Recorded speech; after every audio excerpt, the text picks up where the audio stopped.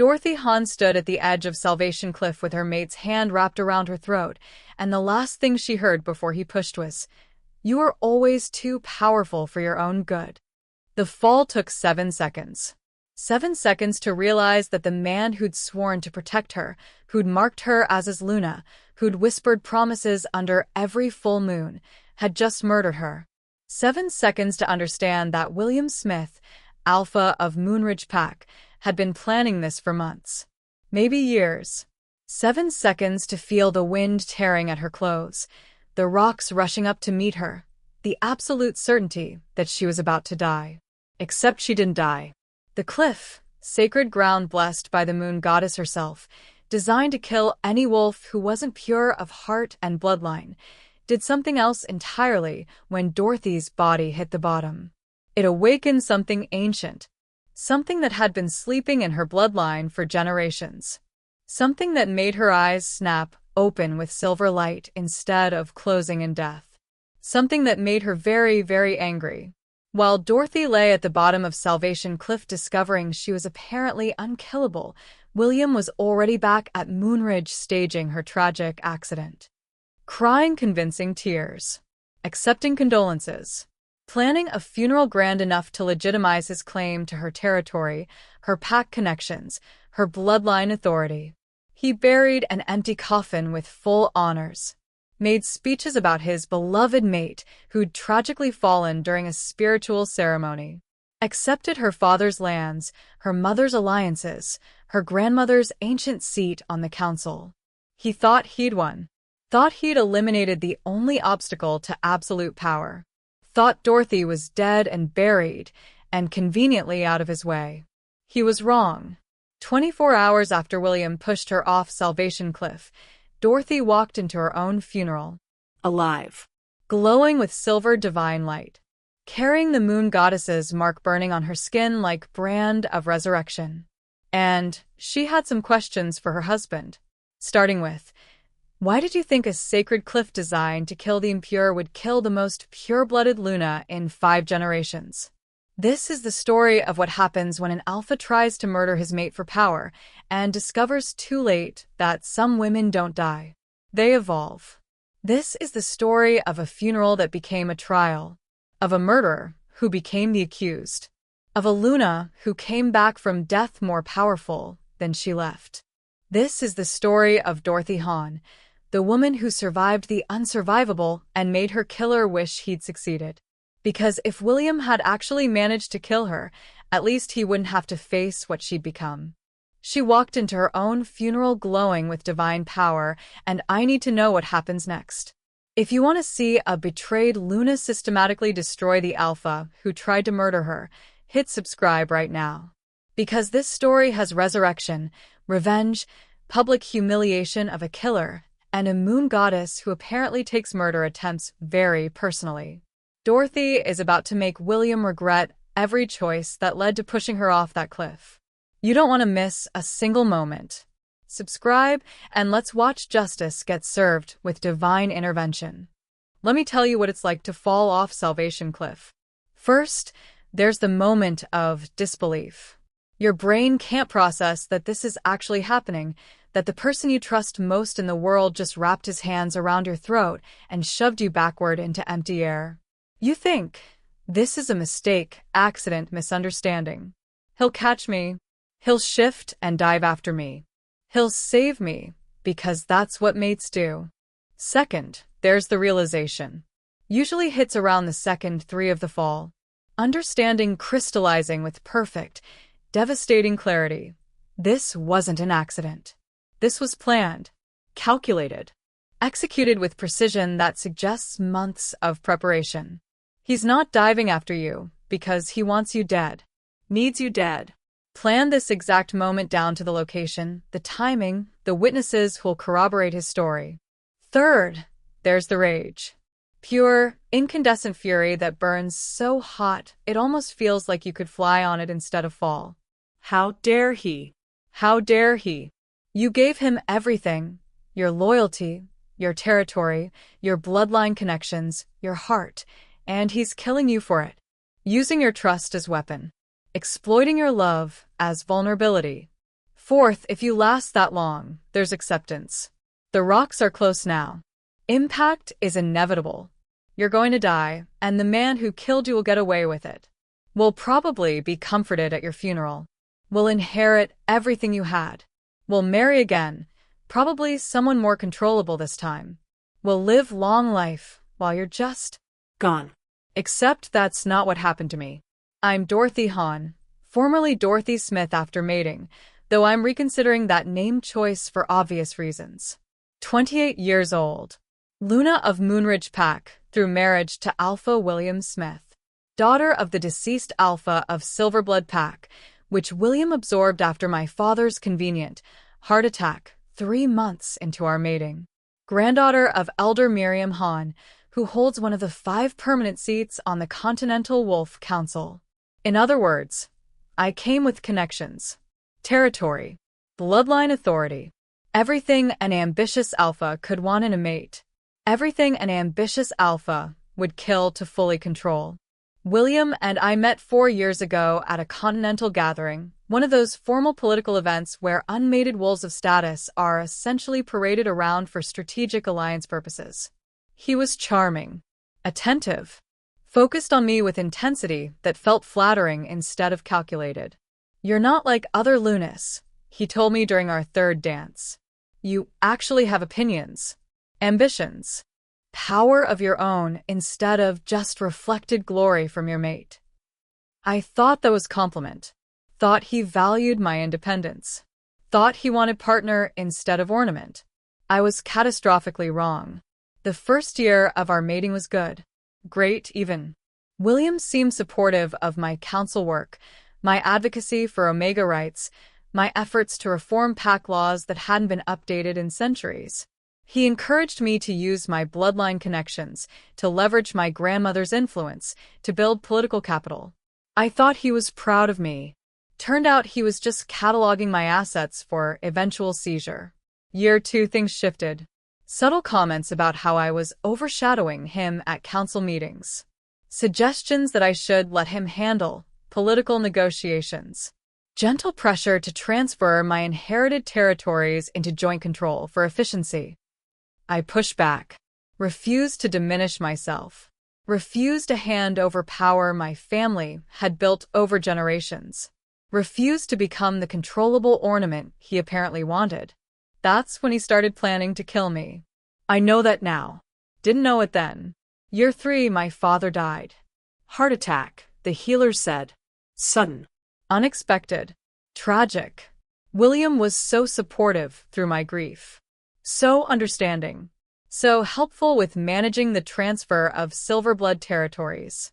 So good at consolidating power, while I was too devastated to notice. Year 4, 3 months ago, my grandmother had an accident. Fell downstairs in her own home despite being one of the most sure-footed wolves I'd ever known. Survived, but injured badly enough to temporarily step down from the council. William suggested I take her seat. Temporary, he said. Just until she recovers. Someone needs to represent the bloodline. I accepted. Thought I was helping. Thought I was honoring my family's legacy. Didn't realize I was signing my own death warrant. Because as soon as I took that council seat, as soon as I held both my grandmother's political influence and my father's territorial holdings and my own Luna authority, I became too powerful, too influential, too much of an obstacle to William's ambitions. So he invited me to Salvation Cliff for spiritual ceremony. Said we needed to renew our mating bonds. Said the moon goddess would bless us there.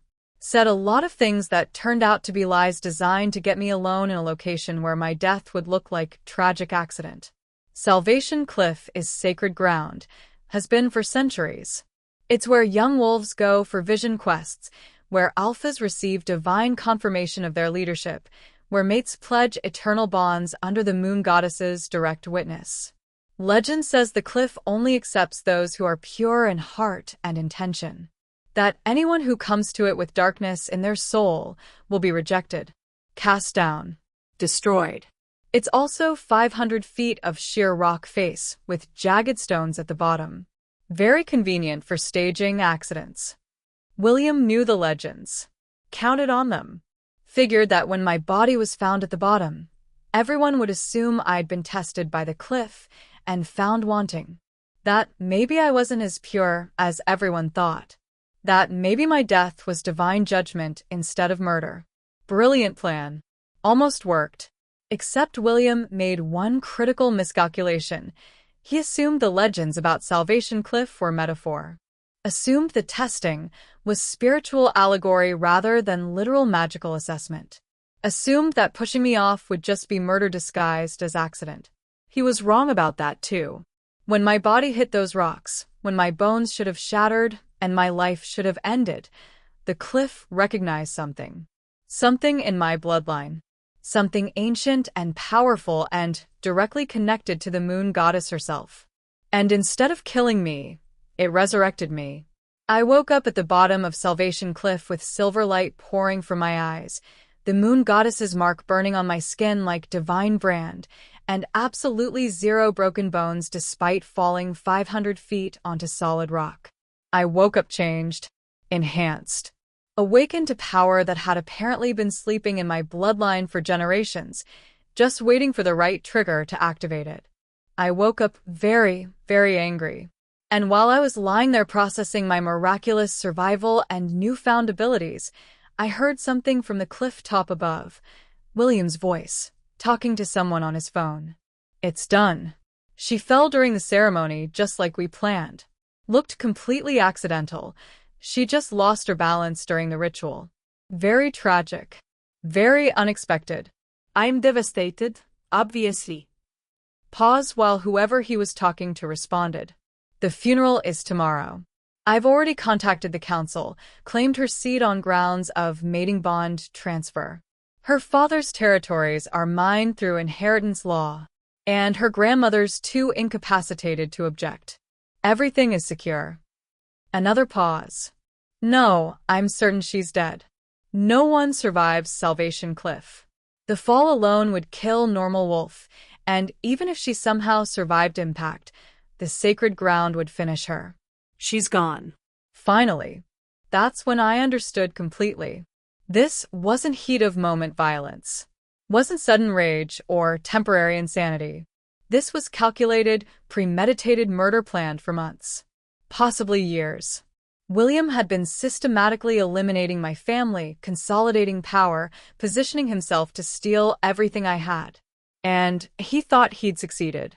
I lay at the bottom of that cliff for 6 more hours, testing my new abilities, planning my revenge, waiting for the right moment. Waiting for William to commit fully to his lie. Waiting for him to stage the funeral, to claim my power, to position himself where maximum witnesses could see his downfall. Because I'd learned something important during my marriage to William. The man loved appearances. Loved public validation. Loved being seen as righteous leader, devoted mate, tragic widower deserving of sympathy. So I was going to give him public stage. Just not the kind he expected. I was going to walk into my own funeral. Alive. Glowing with divine proof of resurrection. Carrying evidence of his betrayal literally written on my skin by the moon goddess. And I was going to watch him try to explain why his tragically deceased mate was standing in front of the entire pack, very much alive. This is that story. The story of how Dorothy Hahn died and came back more powerful. How William Smith murdered his mate and faced divine consequences. How a funeral became a trial and a Luna became something far more dangerous than any Alpha anticipated. Welcome to my resurrection. Welcome to William's reckoning. And pray you're never stupid enough to try murdering someone the moon goddess has personally chosen. Because as William was about to learn, some women don't stay dead. They evolve. And evolution is rarely kind to the people who necessitated it. The blood moon hung over Morning Cliff like an omen Dorothy should have heeded. It's beautiful up here, she said, watching the crimson light paint the ravine below. The sacred site where every Silverwood Luna had taken their vows should have felt peaceful. Instead, her wolf had been restless all evening, pacing anxiously beneath her skin. William stood behind her, close enough that she could feel his breath on her neck. 3 years of marriage had taught her his rhythms, his moods, his tells. Tonight, something was different. His heartbeat was too steady, too controlled. Dorothy. His voice carried none of its usual warmth. We need to talk. She turned, and the look on his face made her blood run cold. This was William's business expression, the one he wore when negotiating territory disputes or ordering punishment for rogues. He'd never looked at her that way before. What's wrong? She reached for him instinctively, but he stepped back. I'm ending this. For words, delivered with the emotion of someone discussing the weather. The marriage, the mate bond, all of it. Dorothy's wolf howled in confusion and pain. What are you talking about? William, if I did something. You didn't do anything. He cut her off with a dismissive wave. That's the problem. You're adequate. A perfectly acceptable Luna. But I need more than adequate now. The words hit like physical blows. I don't understand. Our bond isn't real. William's smile was cruel. Well, it's real for you. That's the beauty of one-sided mate bonds. Your wolf recognized me, latched onto me with all that desperate devotion. Ming. He shrugged. Never felt a thing. I just let you believe what you wanted to believe. Dorothy's mind raced, trying to process what he was saying. One-sided mate bonds were rare, almost unheard of. The pain they caused was legendary. Wolves had died from the heartbreak. Why? The word came out as a whisper. Why would you do this? Your territories. William said it so simply, so matter-of-factly. Your family's ancestral lands, the ones that passed to you when your mother died. I needed access to them, and marriage was the easiest path. You could have just asked. I would have. Shared. William laughed. Dorothy, you sweet, stupid girl. I don't want to share. I want everything. And now that I've secured alliances with the neighboring packs, I don't need you anymore. Actually, I can't afford to keep you around. The implications crystallized with horrifying clarity. You're going to kill me. I was wondering when you'd catch up. William moved closer now, predatory. Here's how this works. You accidentally fell from Morning Cliff during a romantic evening walk. Tragic. The pack will mourn. I'll play the devastated widower beautifully. I've been practicing. And your territories will pass to me as your grieving mate. Dorothy's wolf surged forward, desperate to shift and fight, but William was faster.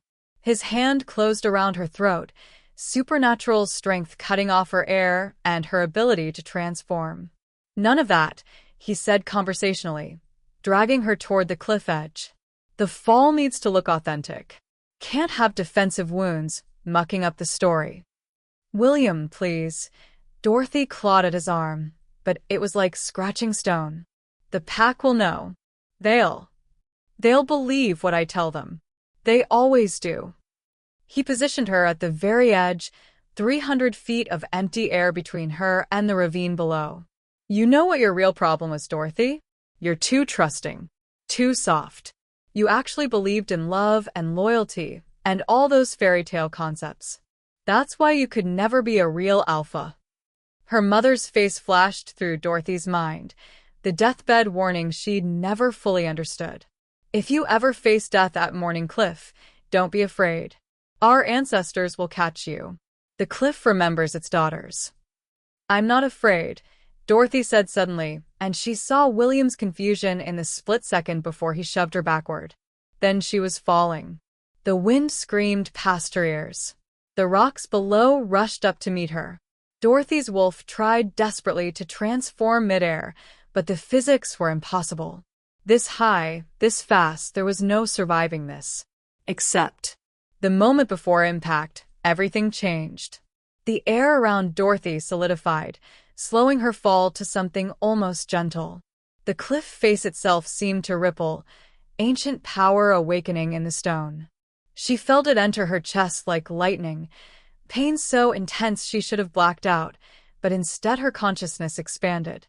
Memories that weren't hers flooded her mind. Wolves with silver markings running through forests that no longer existed. a bloodline so powerful the moon goddess herself had blessed them. Her mother's mother's mother, stretching back through generations to the first morning wolf who'd given this cliff its name. Dorothy's body hit the ground, but instead of breaking, it transformed. Silver light erupted from her skin, so bright it illuminated the entire ravine. Her wolf form emerged, but it was nothing like the honey-colored wolf she'd always been. This wolf was massive, easily twice the size of normal werewolves, with fur that shimmered like starlight and eyes that glowed violet. The transformation was agonizing. Every cell in her body was being rewritten, ancient DNA overriding everything William's betrayal had broken. Dorothy's human consciousness merged with something older, wiser, infinitely more dangerous. When the light finally faded, she stood on 4 legs in the ravine, surrounded by the shattered remains of what used to be Dorothy Hahn, gentle Luna of Silverwood Pack. The creature that remained was something else entirely. Above, she could sense William walking away from the cliff, already rehearsing his grief. She could hear his heartbeat, smell his satisfaction, feel his absolute certainty that he'd won. He had no idea what he'd just awakened. Dorothy tilted her massive head back and howled, a sound that echoed through the territory and made every wolf within 5 miles whimper in instinctive submission. It was a sound that hadn't been heard in 3 generations, a sound that legends were built on. The morning wolves had returned, and William Smith was about to learn what real terror felt like. If your mate threw you off a cliff, would you come back for revenge or just haunt them forever? Crescent Moon, let me know below. Dorothy spent the next 24 hours in the ravine, not because she couldn't leave, but because she needed to understand what she'd become. The ancient memories were still fragmenting through her consciousness, centuries of morning wolf knowledge downloaded into her mind all at once. How to command other wolves without speaking. How to sense deception in a heartbeat. How to channel the moon goddess's power through her very existence. Her mother had known this would happen. The deathbed promise hadn't been comfort. It had been preparation. You'll understand when the time comes, her mother had whispered, barely conscious from the poisoning that William had probably orchestrated even then. Our blood doesn't awaken until we face true death. It's a protection and a curse. You'll be more powerful than any alpha alive, but Dorothy, baby, you'll also be alone. There are no others like us left. Not alone, Dorothy thought, feeling the presence of her ancestors in the cliff stones around her. Never alone again. She'd shifted back to human form at dawn, discovering that her body bore the permanent marks of her transformation. Silver tracings ran across her skin like tattoos, the traditional patterns of the morning wolf bloodline. Her hair, once honey brown, had turned pure silver. Her eyes remained violet even in human form, glowing faintly in darkness. She couldn't hide what she was anymore, which meant William's carefully constructed lies were about to face an insurmountable problem. The dead Luna was coming home. Dorothy climbed out of the ravine as the sun reached its peak, timing her arrival with precision. William would have called the funeral for today. Quick burial was traditional when an alpha's mate died tragically. He'd want to move fast, before anyone asked too many questions. She could sense the pack gathering even from miles away, their grief a tangible thing in the air. It hurt, knowing they mourned her while her murderer played the victim. But that pain would fuel what came next. The funeral home came into view, decorated with white flowers and silver ribbons, traditional Silverwood mourning colors. Cars packed the parking lot. Through the windows, Dorothy could see wolves in formal black, tissues dabbing at eyes, heads bowed in respect.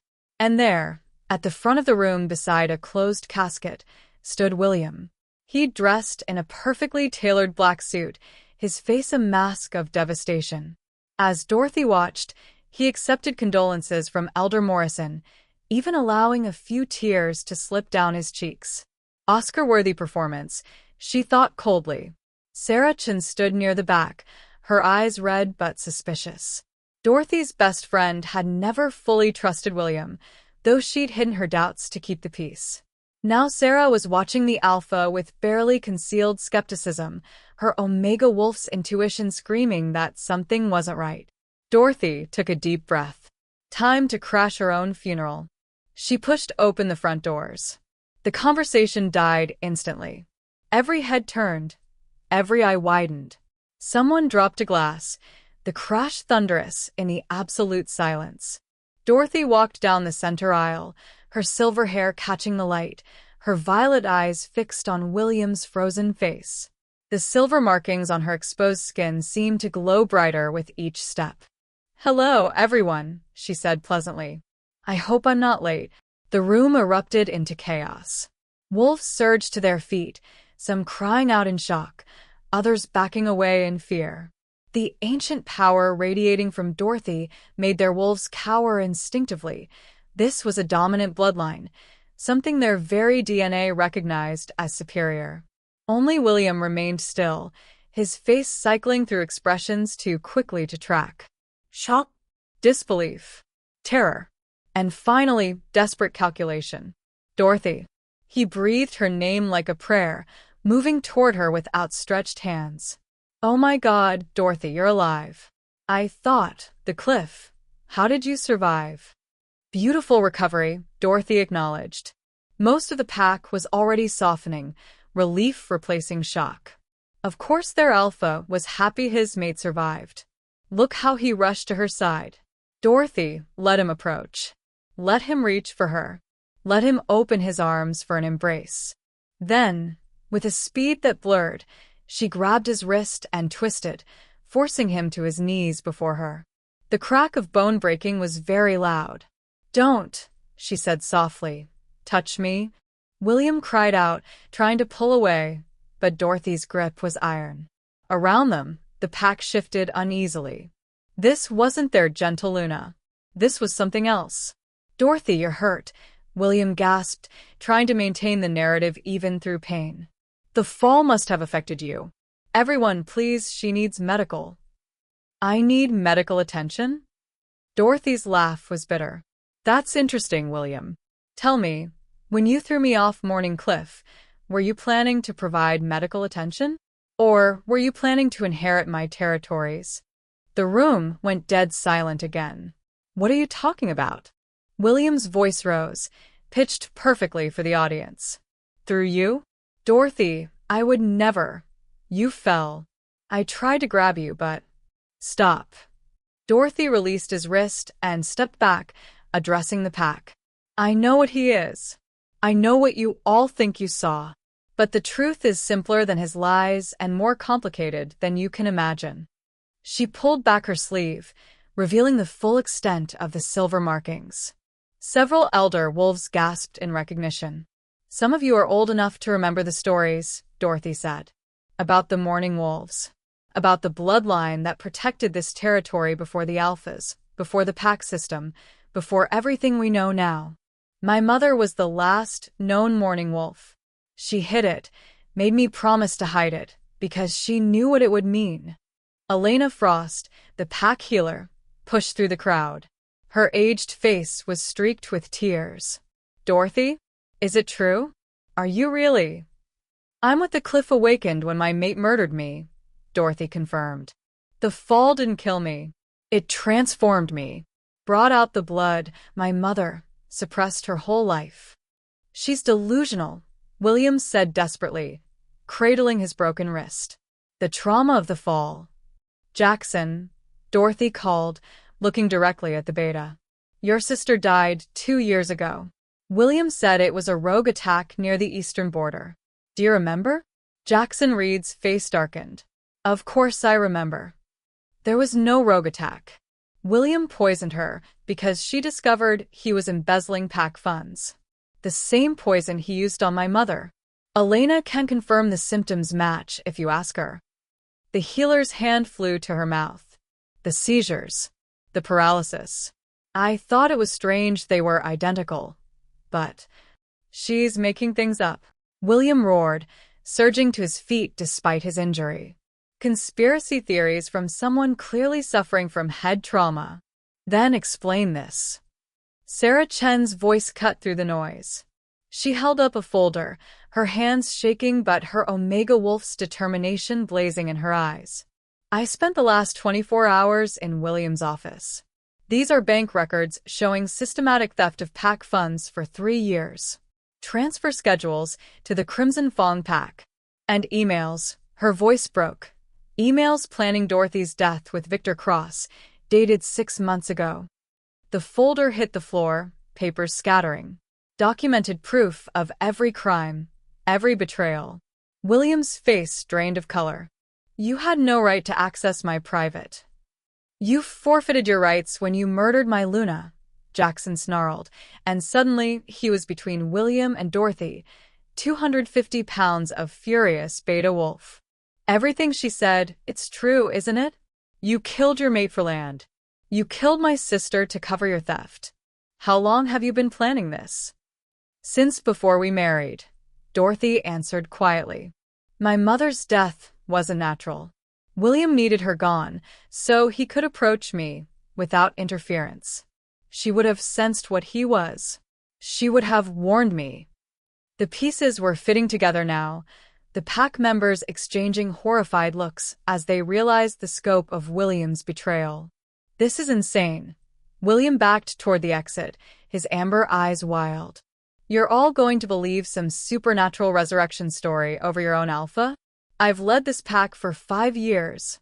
Everything I've done has been for our benefit. Prove you're the alpha then, Dorothy said simply. Command me. Every werewolf knew the fundamental rule. Alphas could command their pack members through sheer force of will. It was how the hierarchy maintained itself. William's face twisted with fury. Kneel, he commanded, pushing every ounce of his alpha power into the word. Dorothy didn't even flinch. Interesting, she said. Now my turn. William Smith, beta of the Crimson Fawn pack, I command you. Tell the truth. The power that rolled off her wasn't just alpha dominance, it was something older, deeper, divine. Every wolf in the room felt it like a physical presence. William's knees buckled, his wolf forced into submission by a bloodline that predated alpha hierarchy. I threw her off the cliff, the words ripped from his throat against his will, tears of rage streaming down his face. I married her for her territories. I've been planning this for years. I killed her mother. I killed Jackson's sister. I stole from the pack. I was going to merge us with Crimson Fawn and split the combined territory with Victor. The confessions kept coming, each one more damning than the last. Dorothy didn't release him until every crime had been spoken aloud, witnessed by the entire pack. When she finally let go, William collapsed to the floor, sobbing with fury and humiliation. The funeral's over, Dorothy said into the terrible silence. But not the way William planned. She walked to the closed casket at the front of the room and opened it. Inside, packed with stones and branches to simulate body weight, lay nothing but torn clothing, her clothing from the night of the cliff. He didn't even bother looking for a body, Dorothy observed. Too confident I was dead.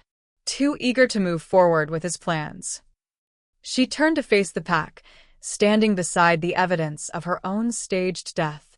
I'm taking back everything he stole, starting with my position as Luna.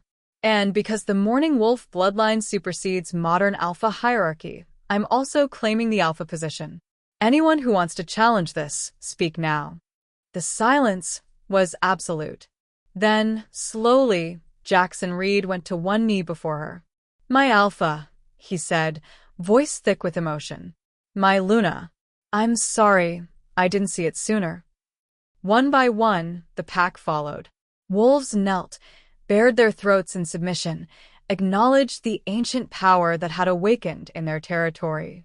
Only William remained standing, and that was because he was still collapsed on the floor, his world shattered around him. Get him out of my sight, Dorothy commanded.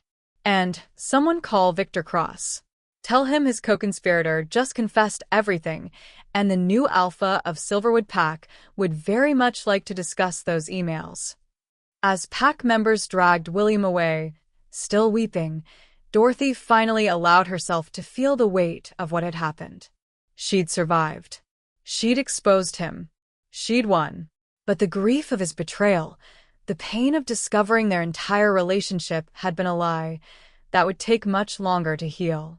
Sarah appeared at her elbow, tears running freely. You died. I thought you died. I did, Dorothy said softly. The Dorothy who married William, who trusted blindly, who never saw the monster behind the smile. She died at Morning Cliff. What climbed out of that ravine is something else entirely. Is it better or worse? Dorothy looked at the kneeling pack, at the shattered casket, at the silver markings on her skin that meant she could never go back to being ordinary. Ask me in 100 years, she said, when I figured out what to do with immortality. Sarah's eyes widened. You're immortal? Morning wolves don't age past their prime. It's in the memories the cliff gave me. Dorothy managed a small smile. So, I've got plenty of time for revenge. Would you rather have supernatural powers or a mate who doesn't try to murder you? Tough choice, right? Grinning face with sweat, comment your pick. The pack-holding cells were designed for rogues and criminals, not for the alpha who'd commissioned their construction. William sat on the concrete bench, his broken wrist crudely bandaged, watching the corridor with empty eyes. Dorothy could feel him through the bond that still existed despite everything, one-sided maybe, but real enough that his emotions bled into her consciousness. Right now, he wasn't feeling fear or remorse. He was calculating. He's planning something, she told Jackson, who stood beside her outside the cell. His heart rate is too steady. He should be panicking. Maybe he's in shock, the beta suggested, though he didn't sound convinced. William doesn't do shock. He does contingency plans. Dorothy studied her former mate through the reinforced bars. How long until the council arrives? 2 hours. They're sending Elder Morrison's son since the elder is compromised. He was at the funeral, saw everything. They want a neutral party to verify the charges. Victor Cross. In the wind. The moment Sarah's evidence went public, he denied everything. Claims the emails are fabricated, that William was acting alone. Of course he did.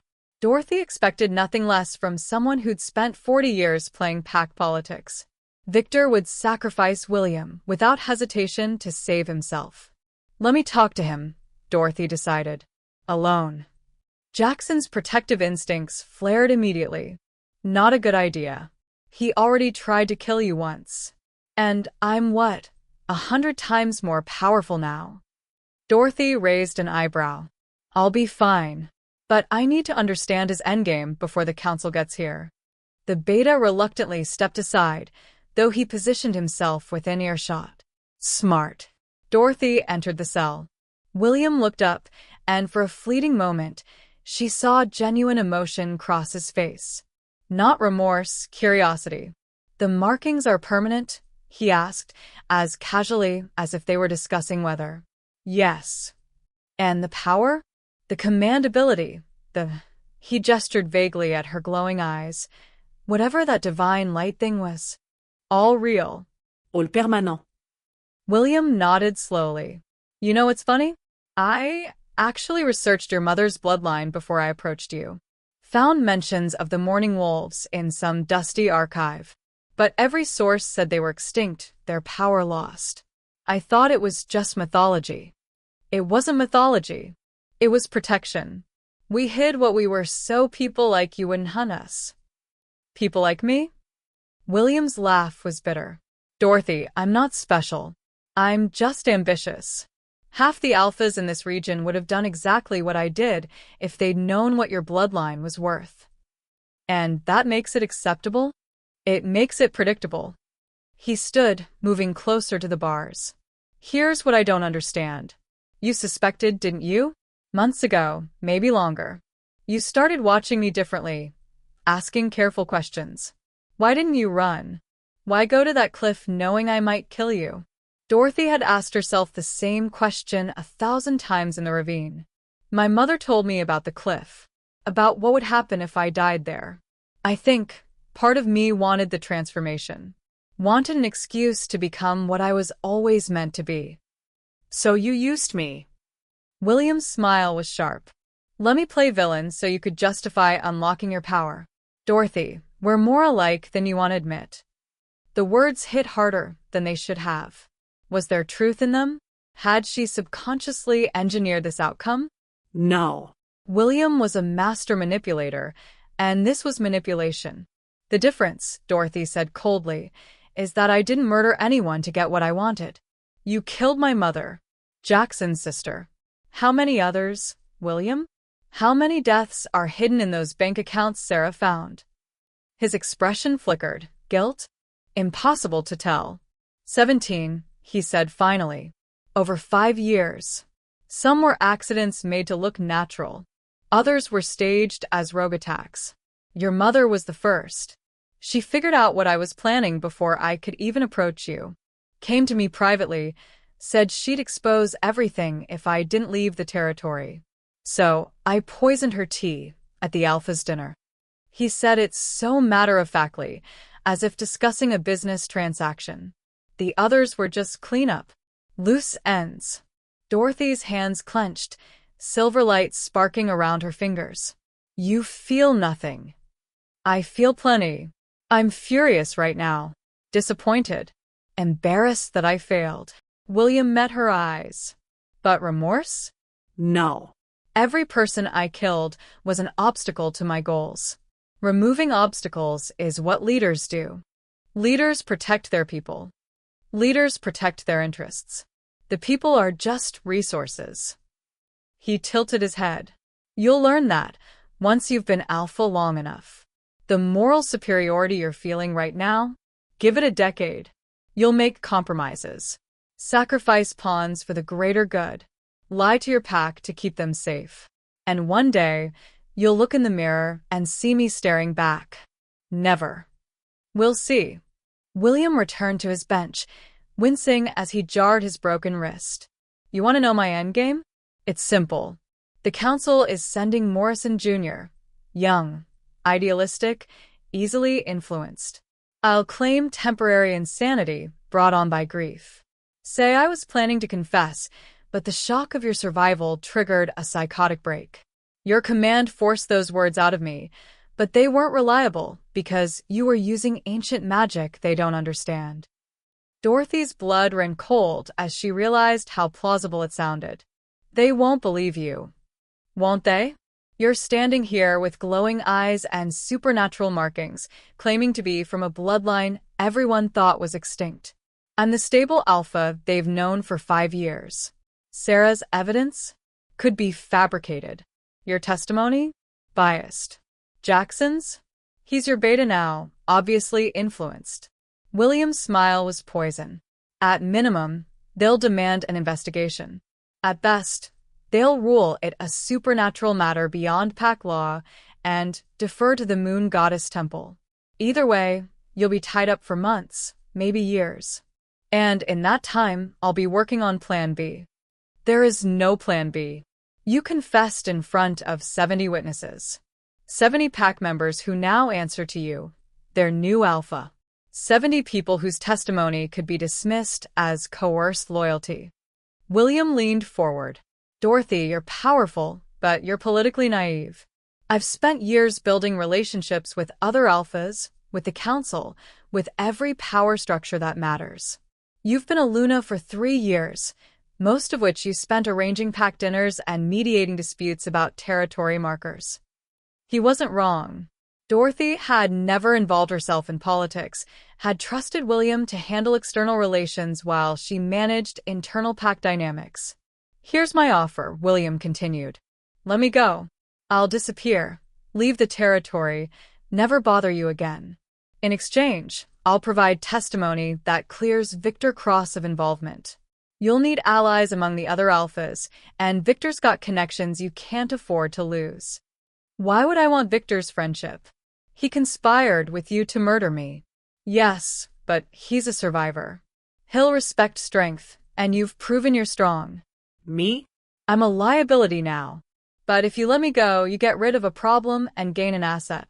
Plus, you avoid months of council investigation that might expose other things. Dorothy's wolf bristled. What other things? Your immortality, for instance. How do you think the council will react when they learn you'll outlive every other alpha by centuries? That your power will only grow while there's fades? They'll see you as a threat. Better to handle this quietly, let me vanish, and secure your position before anyone realizes what you really are. It was a devil's bargain, and Dorothy knew it. But William's political instincts had always been sharp. If he thought the council would cause problems. No, she said firmly. I won't build my reign on the same corruption that marked yours. You face justice. Victor faces exposure. And if the council has problems with what I am, they can bring those concerns directly to me. William's expression hardened. Then you're a fool. You have power but no idea how to use it politically. Within a year, the other alphas will have you so tied up in bureaucracy and protocol that you'll be neutered despite your bloodline. They're terrified of change, Dorothy.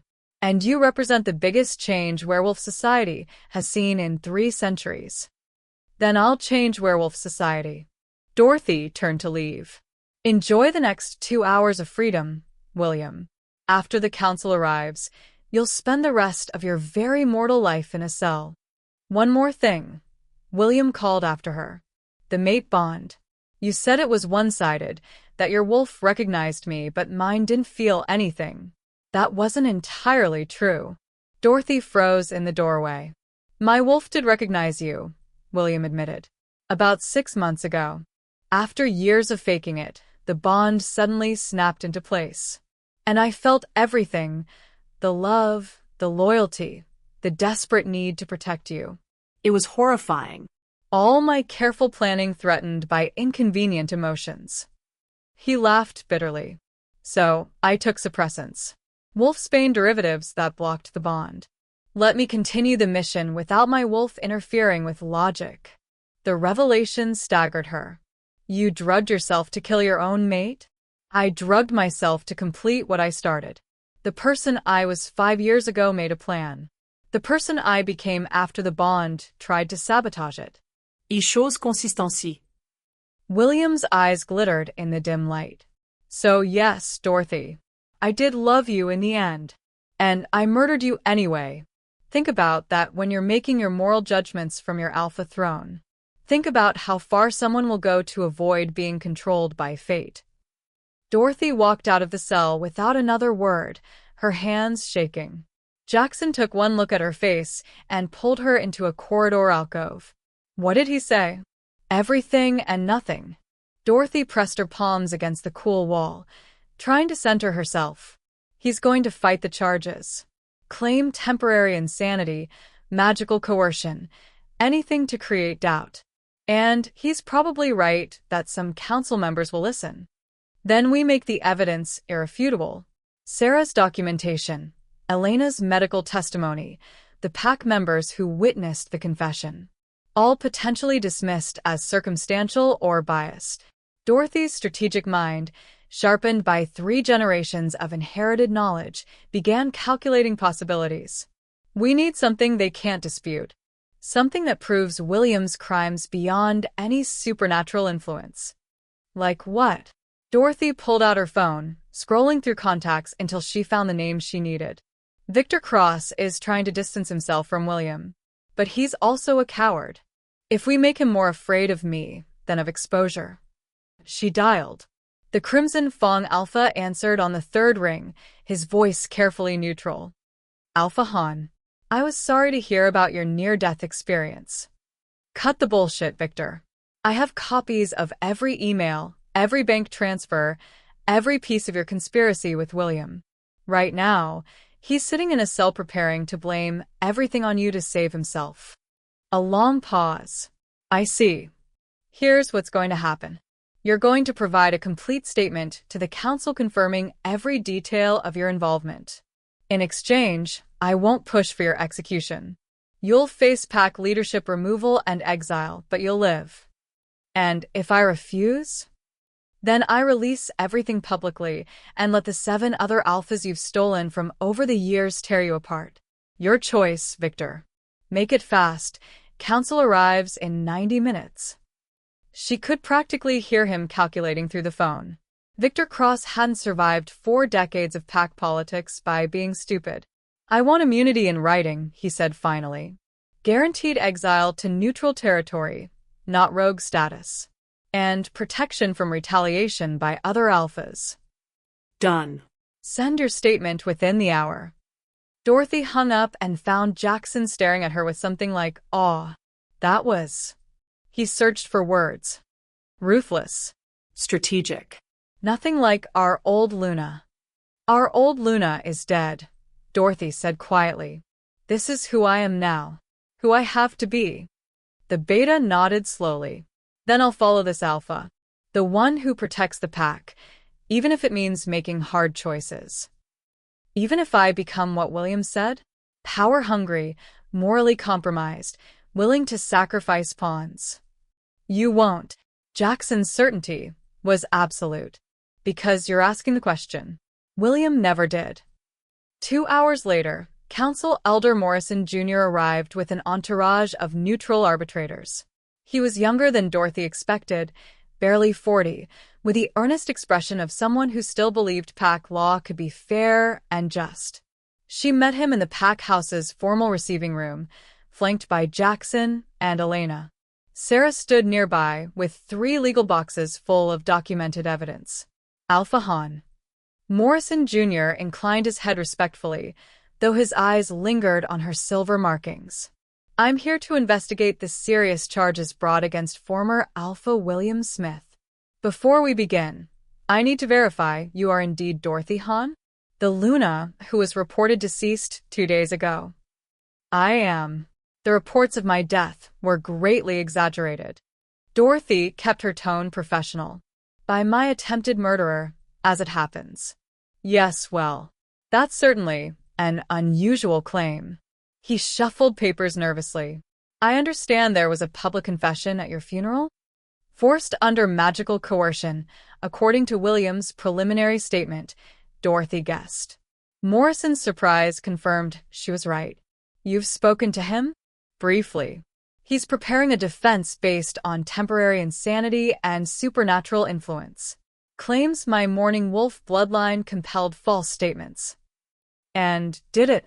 Dorothy met his eyes steadily. I commanded him to tell the truth. He did. Everything he said was accurate, and I can prove it without relying on my testimony or his. She gestured to Sarah, who began distributing folders. 3 years of financial records showing systematic embezzlement. Email correspondence with Victor Cross planning territorial merger and my assassination. Medical files from Elena Frost documenting 17 suspicious deaths over 5 years, all with identical poison signatures. And Dorothy pulled out her phone. A sworn statement from Alpha Victor Cross, received 45 minutes ago, confirming every detail of the conspiracy. Morrison Jr.'s face paled as he reviewed the documents. This is extensive. It's irrefutable, Dorothy corrected. William Smith married me to steal my territories, murdered 17 pack members, including my mother, to cover his crimes, and attempted to kill me when I was no longer useful. The evidence exists independent of any supernatural influence. Victor Cross's statement was given voluntarily in exchange for reduced sentencing. He'll testify before the full council if needed. The elder set down the papers with shaking hands. Alpha Han, if even half of this is accurate, we're looking at one of the most extensive criminal conspiracies in modern pack history. The council will need to convene a full tribunal. William Smith will face not just removal but possible execution. Good, Dorothy said simply. However, Morrison hesitated. There are concerns about your transformation. The Morning Wolf bloodline hasn't been documented in over a century. Some council members may question whether your power constitutes a threat to pack hierarchy. There it was. Exactly what William had predicted. Elder Morrison, Dorothy said carefully, I didn't choose this bloodline. I was born to it, and it awakened in self-defense when my mate tried to murder me. If the council wants to debate whether survival constitutes a threat, they're welcome to do so. But I won't apologize for refusing to die quietly. Jackson stepped forward. The Silverwood Pack stands unanimously behind Alpha Han. If the council has problems with her leadership, they can bring those concerns to us directly. As does the pack healer, Elena added. I've served 3 alphas and 5 lunas. Dorothy Han is the strongest, fairest leader this pack has seen in my lifetime. Morrison looked at the united front before him and seemed to make a decision. I'll recommend the council focus on William Smith's crimes rather than debating bloodline politics. But Alpha Han, you should prepare for questions. Some of the elders are traditional. They won't like change. They can join the very long list of people who underestimate me, Dorothy said. It hasn't worked out well for the others. William's tribunal was scheduled for the following week. In the meantime, Dorothy had a pack to run and a reputation to establish. She started by addressing the full pack in formal assembly, standing before 200 wolves who'd watched their world turn upside down in 48 hours. I know you're confused, she began. Your alpha was exposed as a murderer. Your Luna died and came back transformed. Everything you thought you knew about pack leadership has been challenged. So let me be very clear about what happens next. Dorothy let her power flare, just enough that every wolf in the room felt the ancient bloodline in their bones. I am Dorothy Han, daughter of the last morning wolf, Luna, and now alpha of Silverwood Pack. I didn't ask for this position. I earned it by surviving attempted murder and exposing corruption that threatened every member of this pack. Some of you may question my methods or my bloodline. That's your right. But understand this, I will protect this pack with everything I am. I will root out every trace of William's poison. And I will build something better than what he tried to destroy. She paused, letting the words sink in. If you can't follow me, leave now. No judgment, no retaliation. I want wolves who choose this pack, not ones bound by obligation to a leader they fear. Silence. Dorothy counted heartbeats, watching for movement. No one left. Finally, a young wolf near the back raised his hand. Alpha? What about the other packs? Will they accept a morning wolf leader? Some will. Some won't. We'll deal with each as they come. Dorothy smiled grimly. But anyone who tries what William did will learn very quickly why morning wolves don't die easy. Nervous laughter rippled through the assembly. Good. Fear was useful, but loyalty was better. Any other questions? What happens to us? The speaker was Marcus Webb, one of William's former enforcers. Those of us who served him who didn't see what he was. Are we punished for failing to stop him? It was the question Dorothy had been dreading. How many pack members had genuinely been fooled versus how many had suspected and stayed silent? I'm not interested in collective punishment, she said. William was a master manipulator. He fooled all of us, including me. But going forward, I expect vigilance. If you see corruption, report it. If you suspect wrongdoing, investigate it. We're rebuilding this pack on transparency, not blind loyalty. Marcus nodded, relief obvious on his face. The assembly continued for another hour, Dorothy answering questions about everything from territory management to her plans for pack training. By the end, she could feel the shift. Wolves who'd entered uncertain were leaving committed. Sarah found her afterward, exhaustion written in every line of her body. You did good. Really good. I threatened and commanded and manipulated them into loyalty, Dorothy said tiredly. Not sure how good that is. You gave them clarity in chaos. That's leadership. Sarah handed her a tablet. Also, 3 neighboring alphas have requested meetings. They want to welcome the new Silverwood Alpha and discuss mutual interests. Translation: they want to see if I'm weak enough to exploit. Probably. You want me to schedule them? Dorothy considered. Politically, she should accept immediately, show confidence and openness. But strategically, schedule them for after William's tribunal, she decided. Let them wonder. Let them hear about the evidence and the sentencing. Then they can come welcome me knowing exactly what happens to wolves who threaten this pack. Sarah's grin was sharp. I love Morning Wolf, Dorothy. She's terrifying. Good. Terrifying keeps us alive. The week before the tribunal, Dorothy barely slept.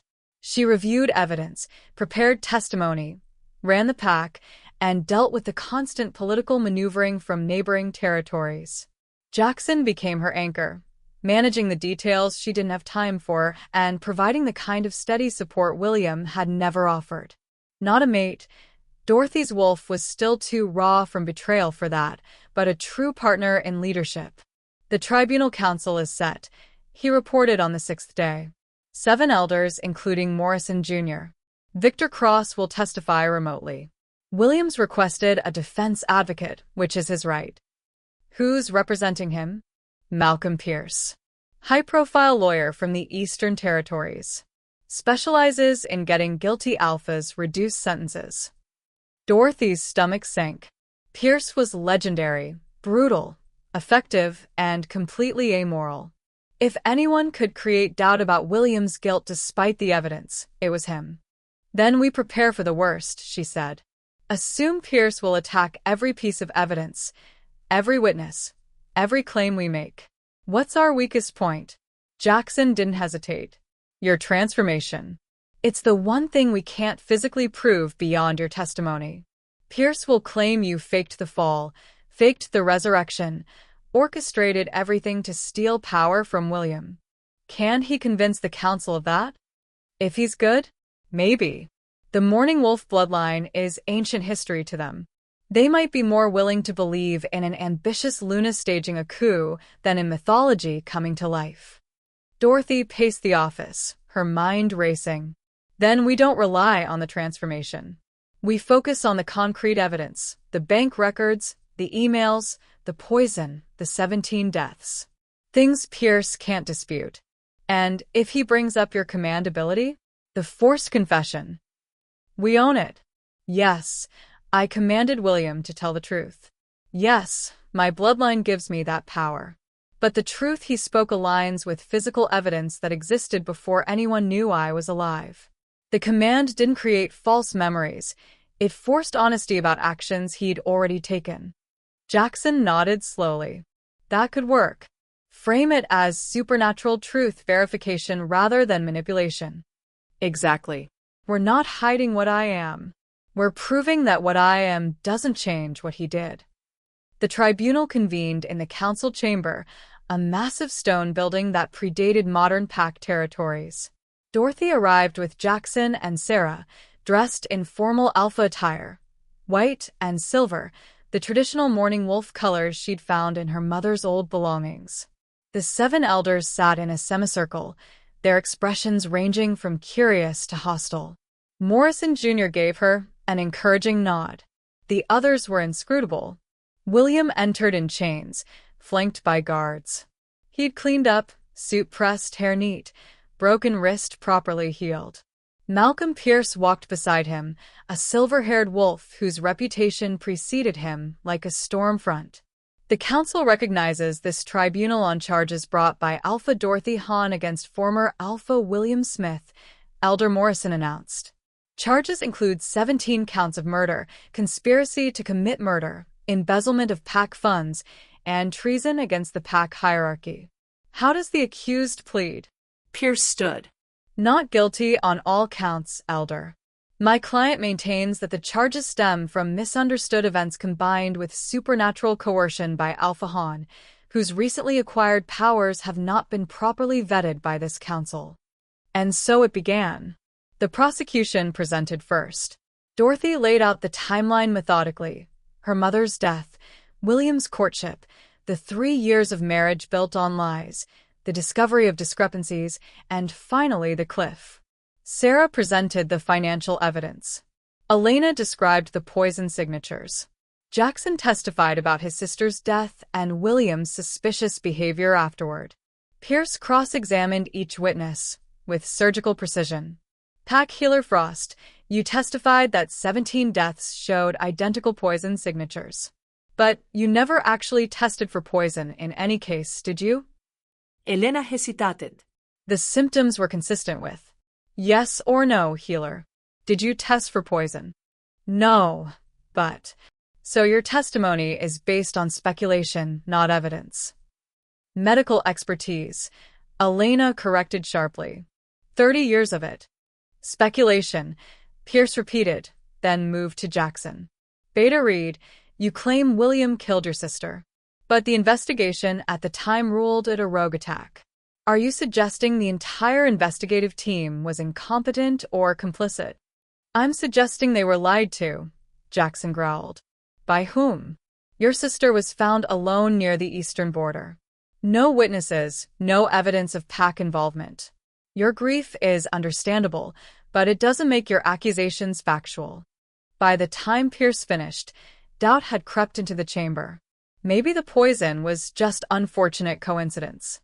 Maybe the rogue attack was exactly what it appeared. Maybe William's financial transfers had innocent explanations. Then Victor Cross's remote testimony began. The Crimson Fong Alpha appeared on screen, looking smaller somehow. Defeated. State your relationship with William Smith, Morrison Jr. prompted. We were co-conspirators, Victor said flatly. William approached me 2 years ago with a proposal to merge our territories. He would eliminate Dorothy Hahn and inherit her lands. I would provide political cover and financial support. In exchange, we'd split the combined territory 60-40 in his favor. The chamber erupted. Pierce shot to his feet. Elder Morrison, this testimony is suspect. Alpha Cross is facing his own charges and clearly trying to shift blame. Are these your emails? Morrison held up the printed correspondence. Your signature, your official pack account. Victor's face crumbled. Yes. Did William Smith approach you with a plan to murder his mate?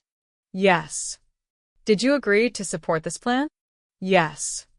Pierce tried to interrupt again, but Morrison silenced him with a look. Continue, Alpha Cross. For the next hour, Victor detailed everything. The planning sessions, the poison acquisition, William's increasing paranoia about Dorothy, suspecting him, the decision to accelerate the timeline when William's mate Bond unexpectedly activated. He was terrified, Victor admitted. Said the bond was making him weak, making him care about her. He started taking suppressants to block the connection. Became obsessed with finishing what he started before the bond ruined everything. Dorothy's hands clenched. Hearing it confirmed publicly somehow made it worse. And the cliff. Morrison pressed. William told me he'd take her to Morning Cliff during the blood moon. Romantic setting, plenty of witnesses would confirm they'd gone there together. He'd push her, return with a story about an accident, bury her quickly before questions arose. I was supposed to provide an alibi if anyone checked his timeline. Did you believe she would survive the fall? Victor laughed bitterly. No one survives Morning Cliff. That's why it was perfect. We never imagined. He looked directly at the camera, directly at Dorothy. We never imagined what she actually was. Pierce tried to salvage it in cross-examination. Alpha Cross, you've been offered immunity in exchange for this testimony, correct? Reduced sentencing, Victor corrected. Not immunity. But still, significant motivation to lie. I'm not lying. I have nothing left to protect. Victor's resignation was total. William Smith planned his mate's murder meticulously. I helped him. We're both guilty. The only difference is she survived. The final witness was Dorothy herself. She took the stand calmly, meeting each elder's gaze in turn. Pierce circled her like a predator sensing weakness. Alpha Hahn, you claim William threw you from Morning Cliff. But you obviously survived. How? My Morning Wolf bloodline awakened during the fall. The cliff itself is sacred to my ancestors. It transformed rather than killed me. How convenient. A supernatural explanation that can't be verified. The transformation can be verified. These markings are permanent, visible proof. Of body modification, Pierce interrupted. Silver tattoos, easily obtained. Glowing eyes, achievable with contacts. You ask this council to believe in resurrection because you have pretty lights. Anger flared, but Dorothy controlled it. The transformation gave me abilities beyond physical appearance. command voice, enhanced strength, connection to pack bonds. Abilities that conveniently allow you to control witnesses and force confessions. Tell me, Alpha Han, how do we know any testimony here is reliable when you can command wolves to say whatever you want? The physical evidence existed before my transformation. The bank records, the emails, could be fabricated. Technology makes it easy. Victor Cross is saving himself by confirming your story. Classic conspiracy. Pierce was good. Really good. He'd taken every piece of evidence and cast it in doubt, made the supernatural sound suspicious rather than miraculous. Let's discuss your mate bond with William, he continued. You claim it was one-sided. That your wolf recognized him but didn't reciprocate. That must have been painful. It was. Painful enough to want revenge? To fabricate charges against a mate who didn't love you back? Dorothy's wolf snarled. I didn't fabricate anything. No? Let's consider an alternative timeline. You discovered William planned to divorce you. Enraged, you staged your own death to frame him. You used your family's resources to create false evidence. You manipulated vulnerable pack members like Sarah Chen and Jackson Reed, who had their own reasons to resent William. And now you're here, using supernatural intimidation to seize power. That's not. Prove it isn't. Prove the Morning Wolf bloodline is real. Prove William actually attacked you. Prove any of this is more than an elaborate frame job by a scorned Luna with access to ancient magic we don't understand. Silence fell. Dorothy realized with cold clarity that Pierce had done it, created enough doubt that the council might actually question her version of events. Then she remembered what she was, what her bloodline had made her. You want proof? Dorothy stood. Fine. She let her power unfurl completely. Not just the surface manifestations Pierce had dismissed as tricks, but the full weight of 3 generations of Morning Wolf bloodline condensed into one body. The air in the chamber grew heavy. Every wolf present felt their own wolves press low in submission, not because Dorothy commanded it, but because their very DNA recognized superior hierarchy. The silver markings on her skin blazed with light that couldn't be faked, couldn't be replicated with technology. It was divine power, moon goddess blessed, and it made the electric lights flicker and die.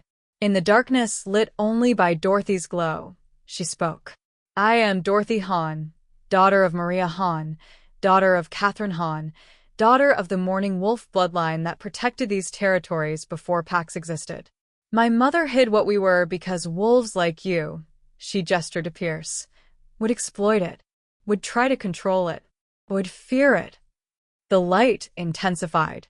William Smith threw me off Morning Cliff to steal my inheritance. But that cliff has been sacred to my family for 300 years. My ancestors made it a place of transformation, not death. When I fell, they caught me, remade me, gave me the power to expose the corruption rotting this pack system. She turned to the council, letting them feel the full weight of what she'd become. You want physical proof? Here it is. I command every wolf in this room to shift. She didn't use words, didn't use force. Just released the smallest fraction of her command ability, the natural dominance that made alpha hierarchy work. Instantly, every wolf began to transform. Not because they wanted to, but because their wolves couldn't resist the order from a bloodline that superseded modern pack structure. Pierce shifted mid-sentence, his expensive suit tearing. The guards flanking William shifted. Even William himself, despite the chains and suppressants, felt his wolf forced forward. Only Dorothy remained human, standing in a chamber full of involuntarily shifted wolves. Now tell me, she said calmly, how I faked that. She released the command. Wolves shifted back, gasping and shaken. Pierce looked at her with genuine fear for the first time. The Morning Wolves didn't go extinct, Dorothy told the council. We just got very good at hiding. But I'm done hiding. I'm done apologizing for surviving. And I'm done pretending William Smith's crimes are anything less than attempted murder of his own mate. She sat back down, the glow fading but her point made. Morrison Jr. found his voice first. Does the defense have any other questions for Alpha Han? Pierce looked at Dorothy, at the residual silver light still playing across her skin, at the chamber of shaken wolves who'd just been commanded like puppets. No further questions, he said quietly. The council deliberated for 3 hours. Dorothy waited in an antechamber with Jackson and Sarah, trying not to pace. You terrified them, Sarah observed. Which is either really good or really bad. Both, Jackson said. They can't deny what you are now, but that might make them more afraid of what you'll become. Dorothy knew he was right. She'd proven her power and possibly made herself a target for every alpha who feared change. Finally, Morrison Jr. emerged. His expression was carefully neutral. The council has reached a verdict. They returned to the main chamber. William stood with Pierce, his face blank. Resigned or planning, Dorothy couldn't tell. William Smith, Morrison announced, this council finds you guilty on all 17 counts of murder, guilty of conspiracy to commit murder, guilty of embezzlement, and guilty of treason against pack hierarchy. Your crimes are extensive, premeditated, and devastating to the foundation of pack law. William didn't react, didn't blink. You are hereby stripped of your alpha status, your pack membership, and your wolf identity. The council recommends immediate execution, to be carried out by the wronged pack as is their right. Now William's face changed, fear bleeding through the careful control. However, Morrison continued and Dorothy's stomach dropped. Given the unusual circumstances of this case, including the unprecedented involvement of Mourning Wolf bloodline abilities, the council offers an alternative sentence. No, Dorothy breathe. William Smith, you may choose permanent exile to the Shadowlands, neutral territory where no pack law applies. You will live as a fully human exile, your wolf forever suppressed by council magic.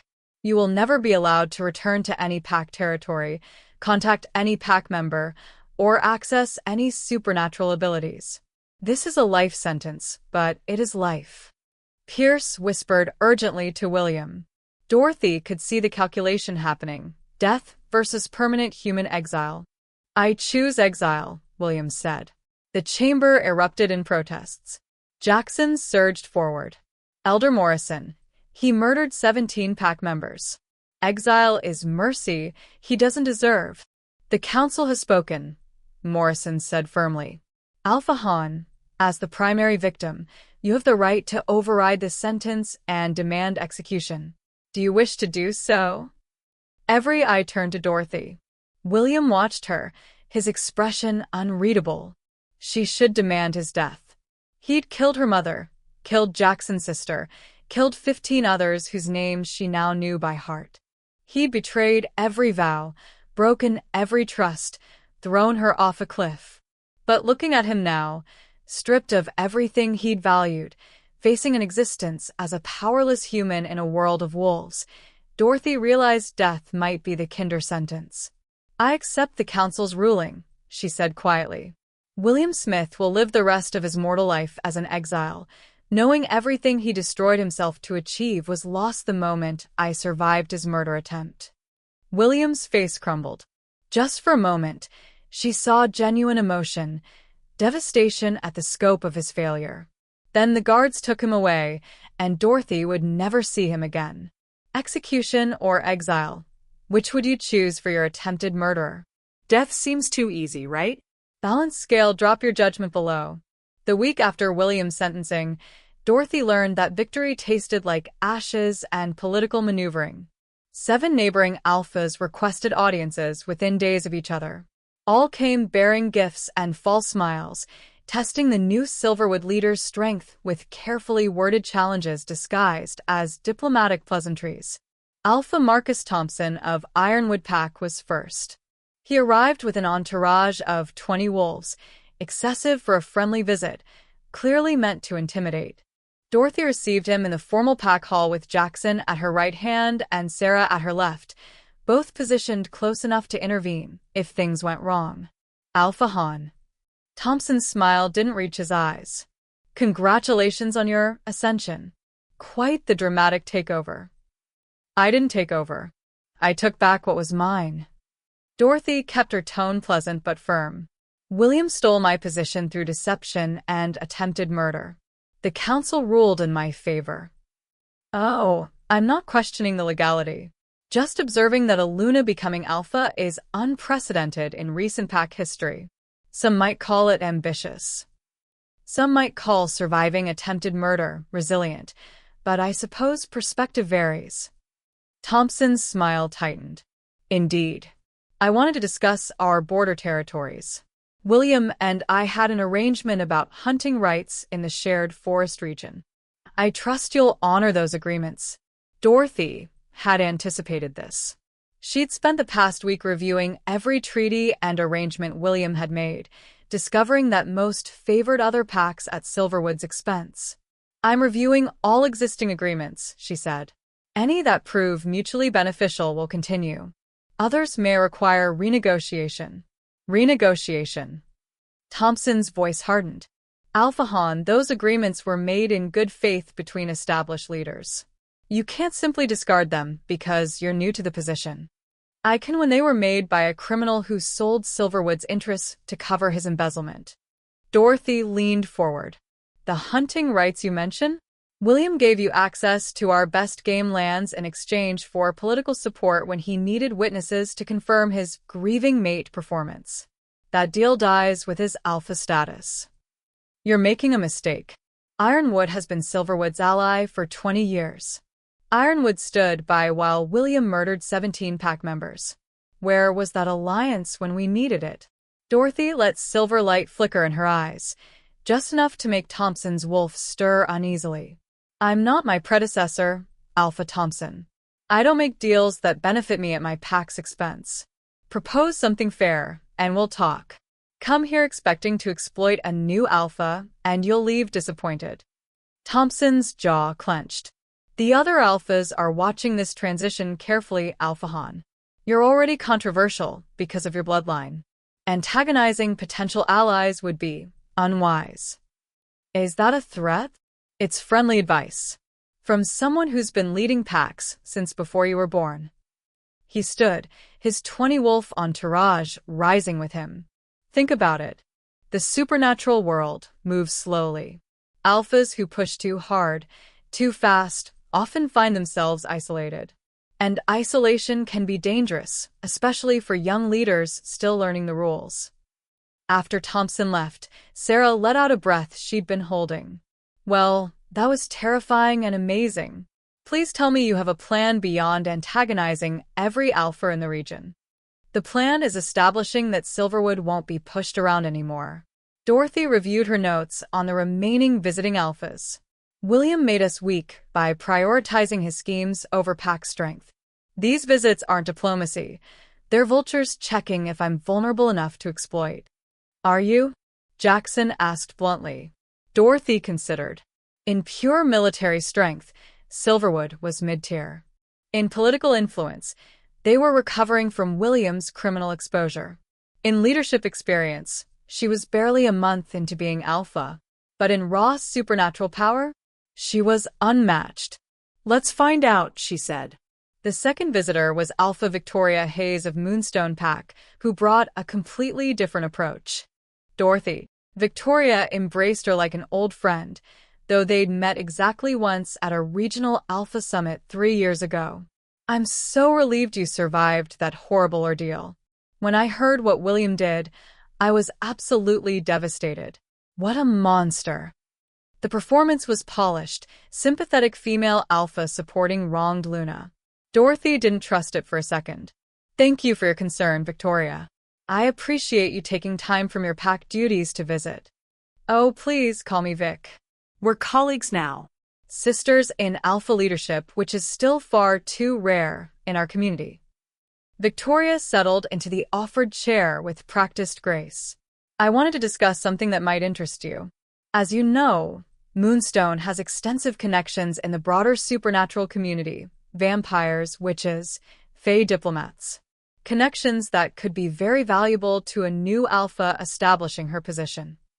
Here it comes, Dorothy thought. In exchange for access to these networks, I was hoping Silverwood might consider a small adjustment to our shared water rights. Nothing dramatic, just allowing Moonstone priority access during dry seasons.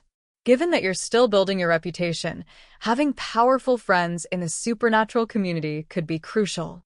Dorothy let the offer hang in the air for a moment. Let me make sure I understand. You want me to give up Silverwood's water rights, which become critical during droughts, in exchange for introductions to supernatural leaders I may never need. When you put it that way, it sounds transactional. Victoria's laugh was musical. Think of it as an investment in your future.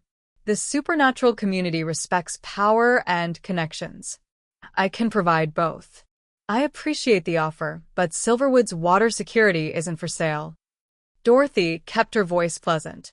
However, I'm interested in building genuine alliances.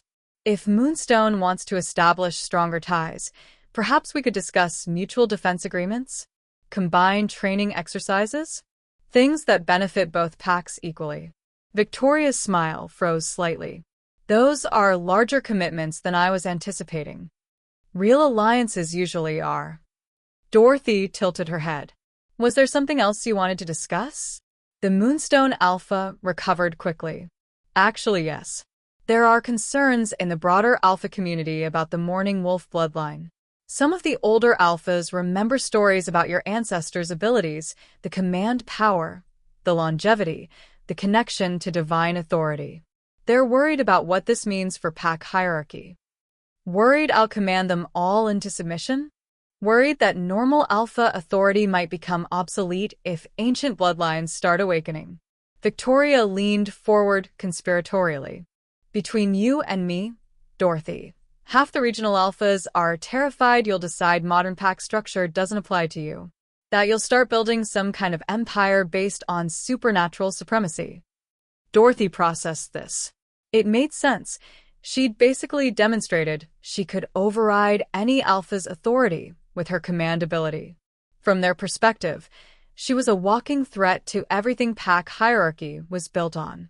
Tell the concerned Alphas that I have no interest in empire building, Dorothy said firmly. I'm focused on rebuilding Silverwood and establishing fair relationships with neighboring packs. The Morning Wolf bloodline isn't a weapon, it's my heritage. I won't apologize for it, but I won't use it to dominate others either. And if they don't believe you, then they can visit Silverwood and see for themselves. I'm not hiding what I am, Victoria, but I'm also not the villain some Alphas seem to want me to be. Victoria studied her for a long moment. You know what? I actually believe you. You're either genuinely principled or an incredible actress. Can't I be both? The Moonstone Alpha laughed, this time with real amusement. Fair enough. Look, I'll be honest. I came here planning to exploit a new Alpha who didn't know the political game yet. But I'm starting to think that approach might backfire spectacularly. Probably, Dorothy agreed. So here's a genuine offer, no strings attached. There's an Alpha Summit in 6 weeks. Regional gathering, very political, lots of posturing and alliance building. You should attend. Meet the other leaders on neutral ground, let them see you're not planning world domination, maybe make some actual friends. Will they be receptive to a Morning Wolf attending? Some will. Others will try to undermine you. But staying away sends the wrong message, makes you look weak or isolationist. Victoria stood. Think about it. And Dorothy? Watch out for Alpha Garrett of Stonehaven Pack. He's been pushing for council intervention to investigate your bloodline abilities. Claims you're a supernatural threat that needs containment. After Victoria left, Jackson shook his head. I can't tell if that was actually helpful or just more sophisticated manipulation. Both, Dorothy and Sarah said simultaneously. Dorothy reviewed the summit invitation Victoria had left. 6 weeks to prepare for meeting every regional Alpha at once, many of whom already feared or resented her. We're going, she decided. Victoria's right. Hiding makes me look weak. And I need to address these fears before they turn into active opposition. You realize this could be a trap? Jackson pointed out. Get all the controversial new alpha in one place, away from her territory? It's definitely a risk. But it's also an opportunity. Dorothy felt the strategic knowledge inherited from 3 generations of mourning wolves surfacing. Ancient alphas didn't just dominate through power. They built coalitions, made themselves valuable, created situations where opposing them became more costly than accepting them. So you're going to politics your way through this? I'm going to show them that the mourning wolf bloodline isn't a threat, it's an asset. That having me as an ally is smarter than treating me as an enemy. Sarah grinned. I love it when you get that scheming look. What's the plan? Over the next 6 weeks, Dorothy transformed Silverwood from a pack recovering from scandal into a showcase of effective leadership. She implemented new training programs that Jackson designed, focusing on actual combat skills rather than the performative exercises William had favored. She opened pack finances for full transparency. Sarah created a system where every member could review exactly how pack resources were being used. She also started doing something no previous alpha had tried: weekly open forums where any pack member could bring concerns directly to her. The first forum was awkward. Wolves shuffled nervously, clearly uncertain about speaking freely to an alpha whose power could force truth from their lips. I'm not going to command anyone, Dorothy assured them. This is voluntary. But I can't lead effectively if I don't know what you actually think versus what you think I want to hear. Eventually, a young wolf named Timothy raised his hand. Alpha? Is it true you're immortal? Some wolves are saying mourning wolves don't age. Dorothy had known this question would come. It's true. My bloodline ages to physical prime, and then stops. Barring violence or illness, I'll live for centuries. Murmurs rippled through the assembly. Timothy pressed on. What happens when you've been alpha for 100 years and everyone else is old or dead? Do you just keep ruling forever? I don't know, Dorothy admitted. The mourning wolves never established permanent dynasties. My ancestors tended to lead until they felt their pack was stable, then passed authority to the next generation and moved on. I assume I'll do something similar, but ask me again in 50 years. That's not very reassuring, someone muttered. Would you prefer I lie and pretend I have all the answers? Dorothy challenged. I'm figuring this out as I go, just like everyone else. The difference is I'm doing it publicly instead of pretending I'm infallible. The honesty seemed to help. Questions came more freely after that, ranging from mundane pack business to deeply personal concerns about the future. An elder wolf asked about William's exile. Do we know where he is? Is there a chance he'll come back? The Shadowlands are magically enforced neutral territory, Dorothy explained. William is there, stripped of his wolf, living as a human among other supernatural exiles. The council monitors the borders constantly. He can't leave, can't contact anyone outside, can't access any supernatural abilities. He's effectively in permanent solitary confinement. Do you regret not choosing execution? Dorothy had asked herself the same thing repeatedly. Sometimes. He murdered my mother, killed Jackson's sister, destroyed 17 lives. Death seems like the minimum he deserved. But I also know that killing him wouldn't bring anyone back. At least this way, he spends the rest of his life knowing he lost everything. That seems like justice too. The territorial improvements weren't just internal. Dorothy also reached out to packs William had antagonized, offering fair renegotiation of the exploitative deals he'd made. Most were suspicious initially. Why would an alpha voluntarily give up advantages? Because sustainable relationships are more valuable than short-term gain, Dorothy explained to each delegation. William's approach left Silverwood isolated and resented. I'd rather have genuine allies than coerced agreements that breed resentment. Slowly, the relationships improved. Border disputes were resolved fairly. Hunting rights were rebalanced.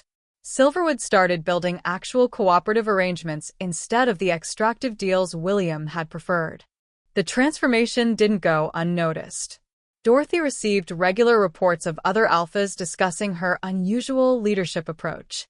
Some were intrigued. Others were more critical. "She's too soft," one report quoted Alpha Garrett saying. "Giving up advantages, sharing power, treating pack members like equals. It's not sustainable. Eventually, someone will exploit that weakness." Dorothy almost hoped they'd try. 3 weeks before the summit, Jackson brought concerning news. "We've got rogues near the eastern border. 5 of them. No clear territory affiliation. They've been watching our patrols for 2 days. Rogues weren't uncommon. Wolves who'd left or been exiled from their packs often wandered between territories. But organized groups watching specific borders suggested planning, not random wandering." "Are they aggressive?" Dorothy asked. "Not yet. But one of our scouts recognized the leader, Marcus Webb's younger brother, Thomas. He was exiled from Ironwood 6 months ago for challenging Alpha Thompson's authority." Dorothy's instincts prickled. Thompson sends his brother to scout our borders 3 weeks before a major summit? That's not coincidence. "What do you want to do?" "I'll talk to them." Jackson's protest was immediate. "Absolutely not. Rogues are unpredictable, and if Thompson is behind this, it's probably a setup. Which is exactly why I'm going personally. If Thompson thinks he can test me through proxies, he needs to learn otherwise." Dorothy stood. "Assemble a team. We're going to have a conversation with Thomas Webb about his intentions." They found the rogues camped in a clearing just inside Silverwood territory.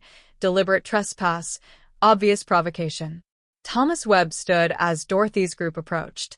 He was younger than his brother, maybe 25, with the lean, dangerous look of wolves who'd survived on their own.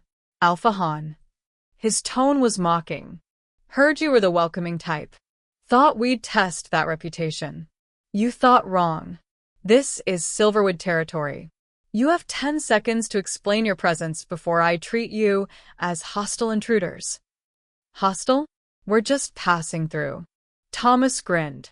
"Of course, if the Great Morning Wolf Alpha wants to force us to leave, she's welcome to try. I'm curious how that ancient bloodline holds up in actual combat." There it was, the real purpose of this encounter. Thompson had sent his exiled brother to test Dorothy's fighting capabilities. If she struggled against a rogue, it would signal weakness before the summit. If she used her supernatural abilities, it would fuel fears that she relied on unfair advantages. Classic political trap.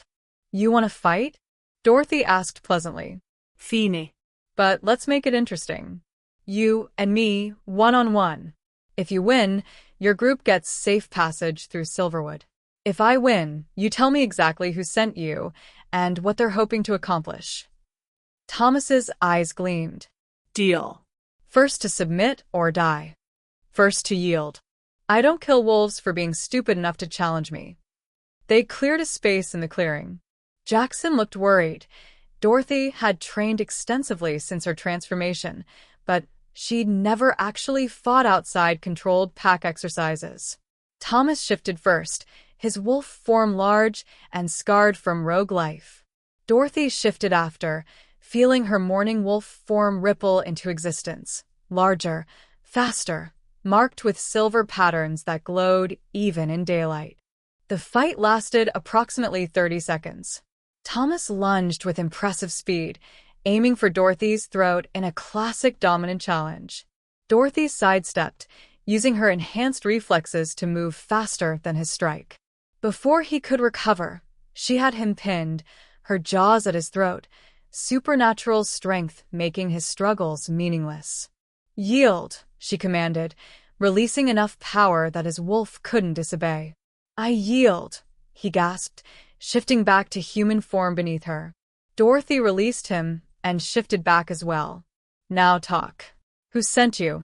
Thomas sat up, rubbing his throat. "You already know. My brother, Alpha Thompson. He wanted to see if you were all power and no skill, or if you could actually fight. Guess we have our answer." "And what were you supposed to report?" "Everything. Your fighting style, your transformation speed, how you use your abilities in combat. Thompson's planning something for the summit, wants to know your capabilities beforehand." "Planning what?" "He didn't tell me specifics. Just said you were getting too influential too fast, and someone needed to remind you that new alphas should know their place. Thomas looked at her with grudging respect. For what it's worth, I don't think his plan's going to work. Whatever he's plotting, he's underestimating you. Dorothy considered. She could hold Thomas and his rogues prisoner, deny Thompson the intelligence he wanted. But that would only delay whatever was coming. Better to control the narrative. Here's what you're going to tell your brother, she said. Yes, I can fight. Yes, my abilities are real. And yes, if he tries to publicly undermine me at the summit, I will respond with the full weight of my bloodline authority. Not because I'm power-hungry, but because I'm tired of alphas like him treating pack leadership like a territory dispute. He won't back down. Thompson doesn't retreat once he's committed to a conflict. Then he'll learn an expensive lesson. Dorothy gestured to the other rogues. You and your group can leave Silverwood peacefully. Tell Thompson exactly what happened here. Make sure he understands that my mercy isn't weakness, it's confidence. Thomas gathered his rogues and departed. After they disappeared into the forest, Jackson let out a breath. You just gave Thompson everything he wanted. Now he knows your capabilities and can plan accordingly. I gave him what I wanted him to know, Dorothy corrected. I fought as any skilled wolf would, used minimal supernatural abilities, showed restraint rather than dominance. Thompson thinks he has me figured out now. And does he? Dorothy's smile was sharp. Not even close. What he saw was me fighting like a regular alpha. What he didn't see is that I could have ended that fight in 3 seconds instead of 30. Could have commanded Thomas's entire group into submission without lifting a paw. Could have demonstrated power that would have terrified him into abandoning whatever summit plan he's plotting. So, why didn't you? Because Thompson needs to think he has a chance. Needs to commit to whatever challenge he's planning so completely that when I counter it, the defeat is absolute. If I'd overwhelmed Thomas, Thompson would adapt his strategy. This way, he'll proceed with confidence, and I'll be ready. Sarah, who'd been watching the exchange, shook her head in admiration. You're way scarier than William ever was. He manipulated through deception. You're manipulating through honesty. I prefer strategic transparency, Dorothy said. But yes. Thompson wants to play political games at the summit? Fine. I'll let him. Right into the trap I'm building. The final 2 weeks before the summit were a whirlwind of preparation. Dorothy studied every attending alpha, their histories, their political alignments, their known grievances and alliances. Victoria Hayes sent regular updates on summit politics, information that should have been suspicious, but proved consistently accurate. Dorothy was starting to think the Moonstone Alpha might actually be interested in genuine alliance. Garrett of Stonehaven is definitely planning something, Victoria's latest message read. He's been talking to council elders about requesting a formal investigation into Morning Wolf abilities. Thompson's involved too, but I can't figure out their specific plan yet. Watch your back. Dorothy appreciated the warning, though she'd already anticipated some kind of formal challenge. The question was what form it would take. The answer came 3 days before the summit, delivered by a council messenger. Alpha Han, the Regional Alpha Council has requested you submit to a voluntary supernatural abilities assessment before the summit. This would involve neutral observers documenting your bloodline capabilities to address concerns about their impact on pack hierarchy. Voluntary, but refusing would make her look like she had something to hide. What kind of assessment? Dorothy asked carefully. Standard supernatural evaluation. You'd demonstrate your abilities in controlled settings while council arbitrators take notes. It's meant to reassure other alphas that you're not an uncontrolled threat. And if I decline? It's voluntary, the messenger repeated. But the council would note your refusal in their summit documentation.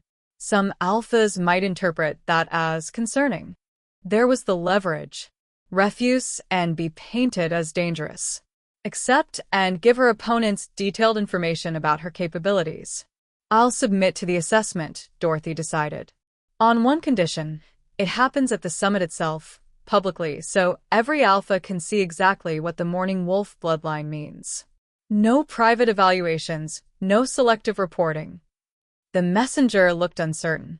That's unusual. So is my bloodline. If alphas want reassurance, they can get it directly, not filtered through council summaries.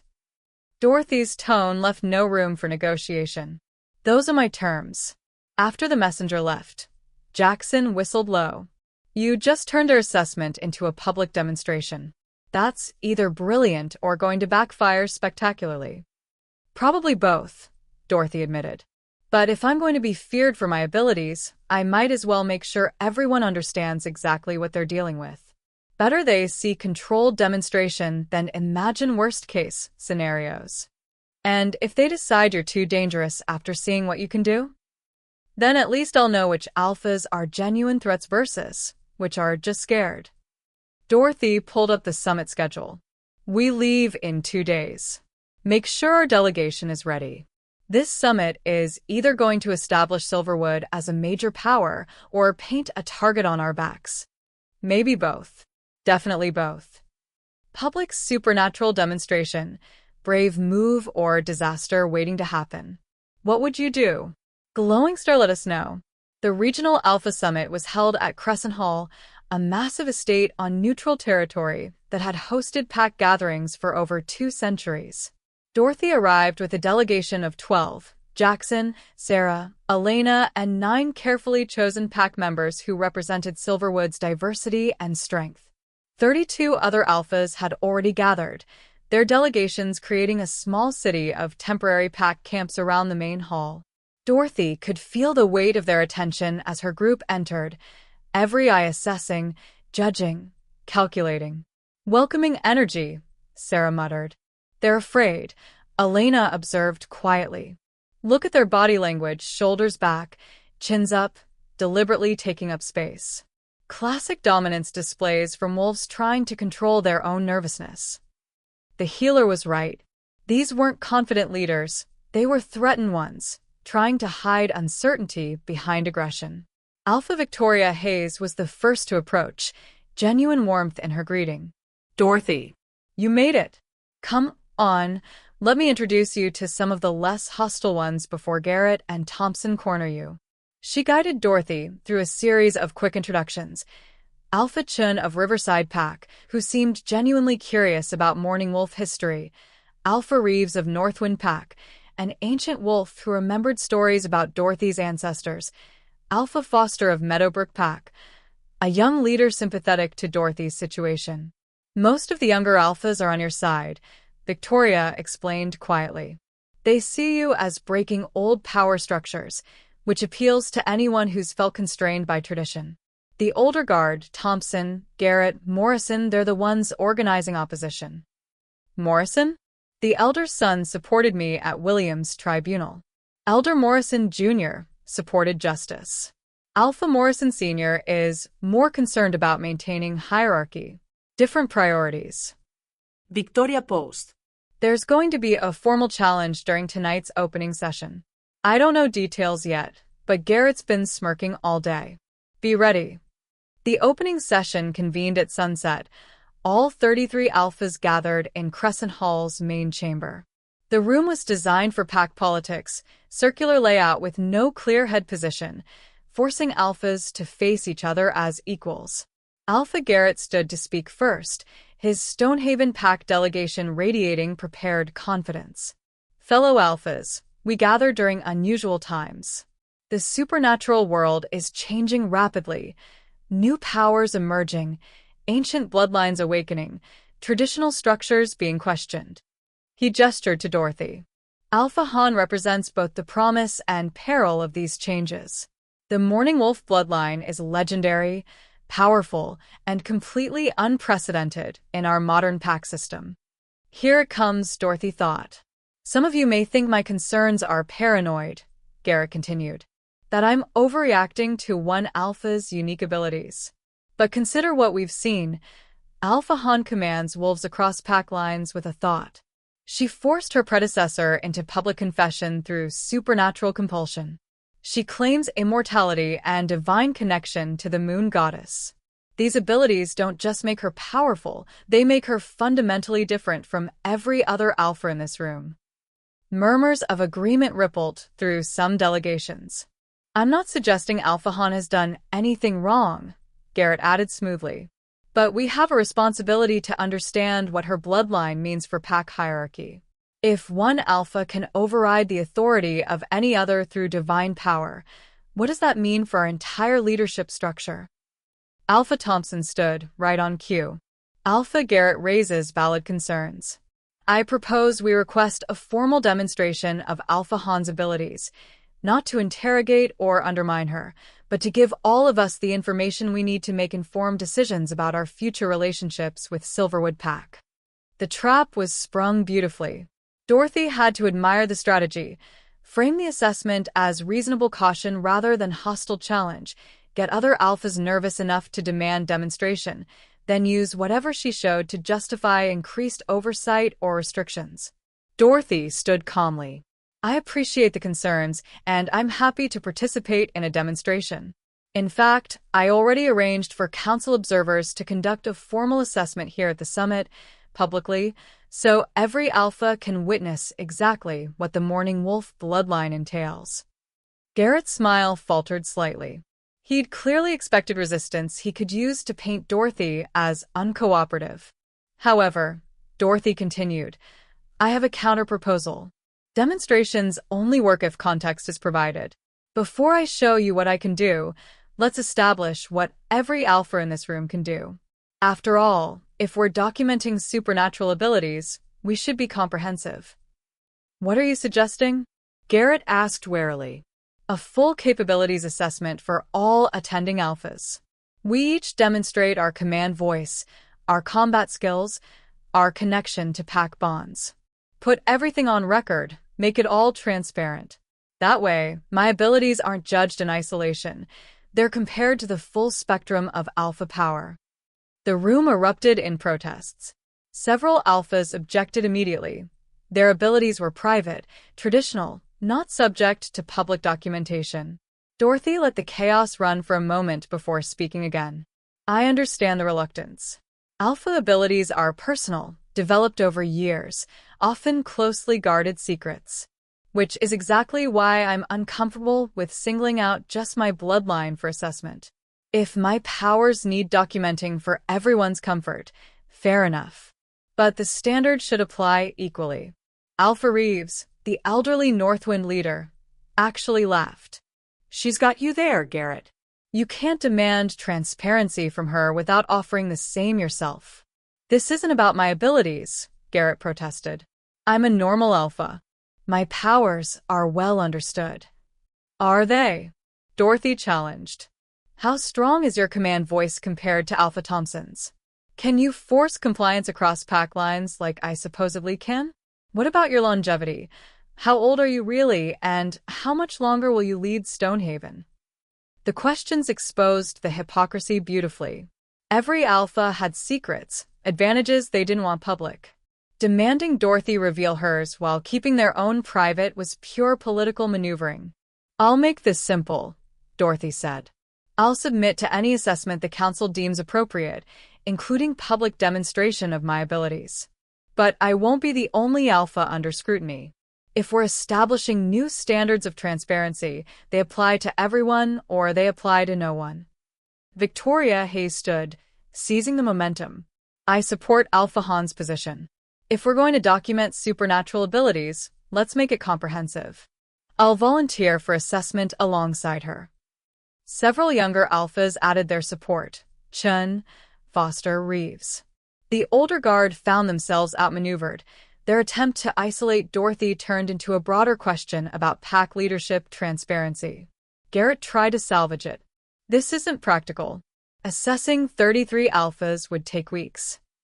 Then maybe we shouldn't be assessing anyone, Alpha Chin suggested. Maybe we should trust that adult alphas can manage their own abilities responsibly until they prove otherwise. Alpha Han has proven otherwise, Thompson argued. She used supernatural command to force a confession from her predecessor. Her predecessor, who confessed to 17 murders? Dorothy interrupted. I use my abilities to expose corruption and save lives. That's exactly the kind of responsible use Chun is describing. The debate continued for another hour, different factions arguing for various positions. Finally, Elder Morrison Jr. called for a vote. All in favor of requiring formal abilities assessment for Alpha Han specifically, raise your hand. 10 hands went up, the older, traditional alphas. All in favor of comprehensive assessment for all willing alphas, Alpha Han included, with results made available to the council and attending packs. 15 hands, including Dorothy's. All in favor of trusting alphas to self-report abilities and only requiring formal assessment if specific problems arise.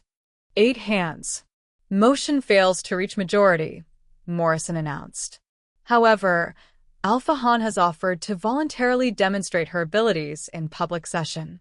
Given that this addresses many concerns without mandatory assessment, I propose we accept her offer and revisit broader transparency requirements next summit. Grudging agreement followed. Dorothy had won the first political battle. She demonstrated her abilities on her terms rather than being forced into an interrogation. But the look on Garrett's face suggested this was far from over. The public demonstration was scheduled for the following afternoon, giving Dorothy exactly 12 hours to prepare. They're going to try to make you look dangerous, Jackson warned as they strategized in Silverwood's assigned quarters. Whatever you demonstrate, someone will interpret it as threatening. So, I need to show power without aggression, capability without menace. Dorothy paced, her strategic mind working through scenarios. The key is context. I demonstrate what I can do while explaining why it's beneficial, not threatening. Can you really make this look non-threatening? Sarah asked. You can command any wolf in that room into submission. That's pretty objectively scary. It's scary if you assume I'll abuse it. Less scary if I demonstrate control and restraint. Dorothy stopped pacing. Here's what we're going to do. I'll show 3 abilities: enhanced physical capabilities, command voice, and divine connection. For each one, I'll explain the limitations and safeguards. She spent the next several hours refining the demonstrations with her team, practicing each element until the presentation was polished. By dawn, Dorothy felt ready for whatever political theater the other alphas would create. The demonstration began at noon in Crescent Hall's outdoor amphitheater. Over 200 wolves attended, every alpha delegation, council observers, neutral witnesses, even some vampire and fae diplomats curious about the legendary Morning Wolf abilities. Dorothy stood at the center, flanked by Jackson and Elena, while Council Elder Morrison Jr. served as neutral moderator. Alpha Han has agreed to publicly demonstrate 3 aspects of her Morning Wolf bloodline, Morrison announced. This is voluntary and conducted in the spirit of transparency and understanding. Alpha Han, please begin when ready. Dorothy took a breath and let her power surface, silver markings glowing, eyes shifting to violet luminescence. The crowd's reaction was immediate, gasps, whispers, several wolves instinctively stepping back. First demonstration, enhanced physical capabilities, she announced. All alphas have superior strength, speed, and healing compared to normal wolves. Morning Wolf bloodline amplifies these abilities significantly. She shifted into wolf form in seconds, the transformation faster and smoother than natural shifting, her massive silver-marked wolf appearing almost instantly. In this form, Dorothy towered over normal wolves, easily twice their size. In wolf form, I can lift approximately 3 tons. Dorothy's voice came from her wolf form, another unnatural ability that made several alphas exchange worried looks. My top speed is 60 miles per hour. I can heal from non-fatal wounds in hours rather than days. She demonstrated each, lifting a prepared boulder that weighed exactly 3 tons, running a measured course in 8 seconds that would take normal wolves 15, allowing Elena to make a small cut on her foreleg that visibly healed within minutes. These abilities sound dangerous, Dorothy acknowledged, shifting back to human form. And they would be if applied aggressively. But consider the benefits. I can protect my pack from threats no normal alpha could handle. I can build infrastructure no other pack could manage. I can survive assassination attempts and expose corruption. She met Garrett's eyes directly. Yes, I'm physically superior to any other alpha here. But I'm using that superiority to rebuild Silverwood, not to dominate neighboring packs. Power isn't the problem, how it's wielded is. Grudging nods from several alphas. The first demonstration had gone well. Second demonstration, command voice, Dorothy continued. This is the ability that concerns many of you. I can issue commands that wolves are supernaturally compelled to follow, regardless of their pack affiliation or alpha authority. She turned to Jackson. Beta Reed has volunteered to assist. Jackson, please try to resist my command. Jackson braced himself, every muscle tense with preparation. Kneel, Dorothy commanded, releasing a measured amount of her power. Jackson's knees buckled instantly, his body forced into compliance despite his obvious resistance. After 3 seconds, Dorothy released the command and helped him stand. As you can see, the compulsion is real and nearly irresistible, she said. This is what I used to force William's confession. When combined with a command to tell truth, wolves cannot lie or withhold information. Fear rippled through the watching alphas. This was the ability they'd been most worried about. However, Dorothy continued firmly, there are significant limitations. First, I can only command what's physically and mentally possible. I can't make someone do something that violates their fundamental nature or that they're physically incapable of. Second, the command requires concentration. I can't maintain multiple commands simultaneously or command large groups for extended periods. Third, and most importantly, I experience the emotional and psychological impact of everyone I command. She demonstrated by commanding 3 volunteers to perform simple tasks: raise their hand, shift form, speak a phrase. After each command, she explained the feedback she received. When I command someone to kneel, I feel their resistance, their frustration, their submission. It's not pleasant for me either. This ability isn't something I can use casually. It takes emotional toll and requires careful consideration. What's to stop you from commanding every alpha here into submission?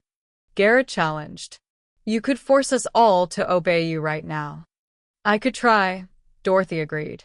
But I'd likely collapse from the mental strain before completing the command. And even if I succeeded, what would I gain? Unwilling obedience from alphas who'd work constantly to undermine me? That's not leadership, it's tyranny. And tyranny doesn't last. She let that sink in before continuing.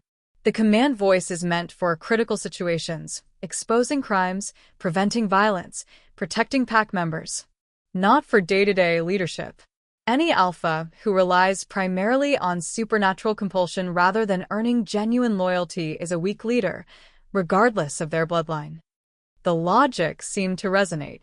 Several alphas relaxed slightly, the immediate fear fading into wary respect. Final demonstration, divine connection, Dorothy said. This is the most difficult ability to explain because it's partially instinctive. Morning wolves have direct connection to the moon goddess, not prayers or requests, but actual divine presence. She closed her eyes and reached for that connection. Immediately, silver light blazed around her, so bright several vampires in the crowd winced. The light didn't burn or harm. It was warm, peaceful, undeniably divine. The moon goddess blessed my bloodline 3 centuries ago as protectors of pack territories, Dorothy explained while the light surrounded her.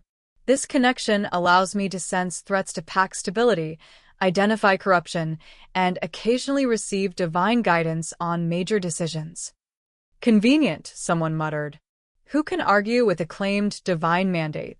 Dorothy's eyes snapped open, the silver light focusing into a beam that illuminated the speaker, a middle-aged alpha from the Western Territories.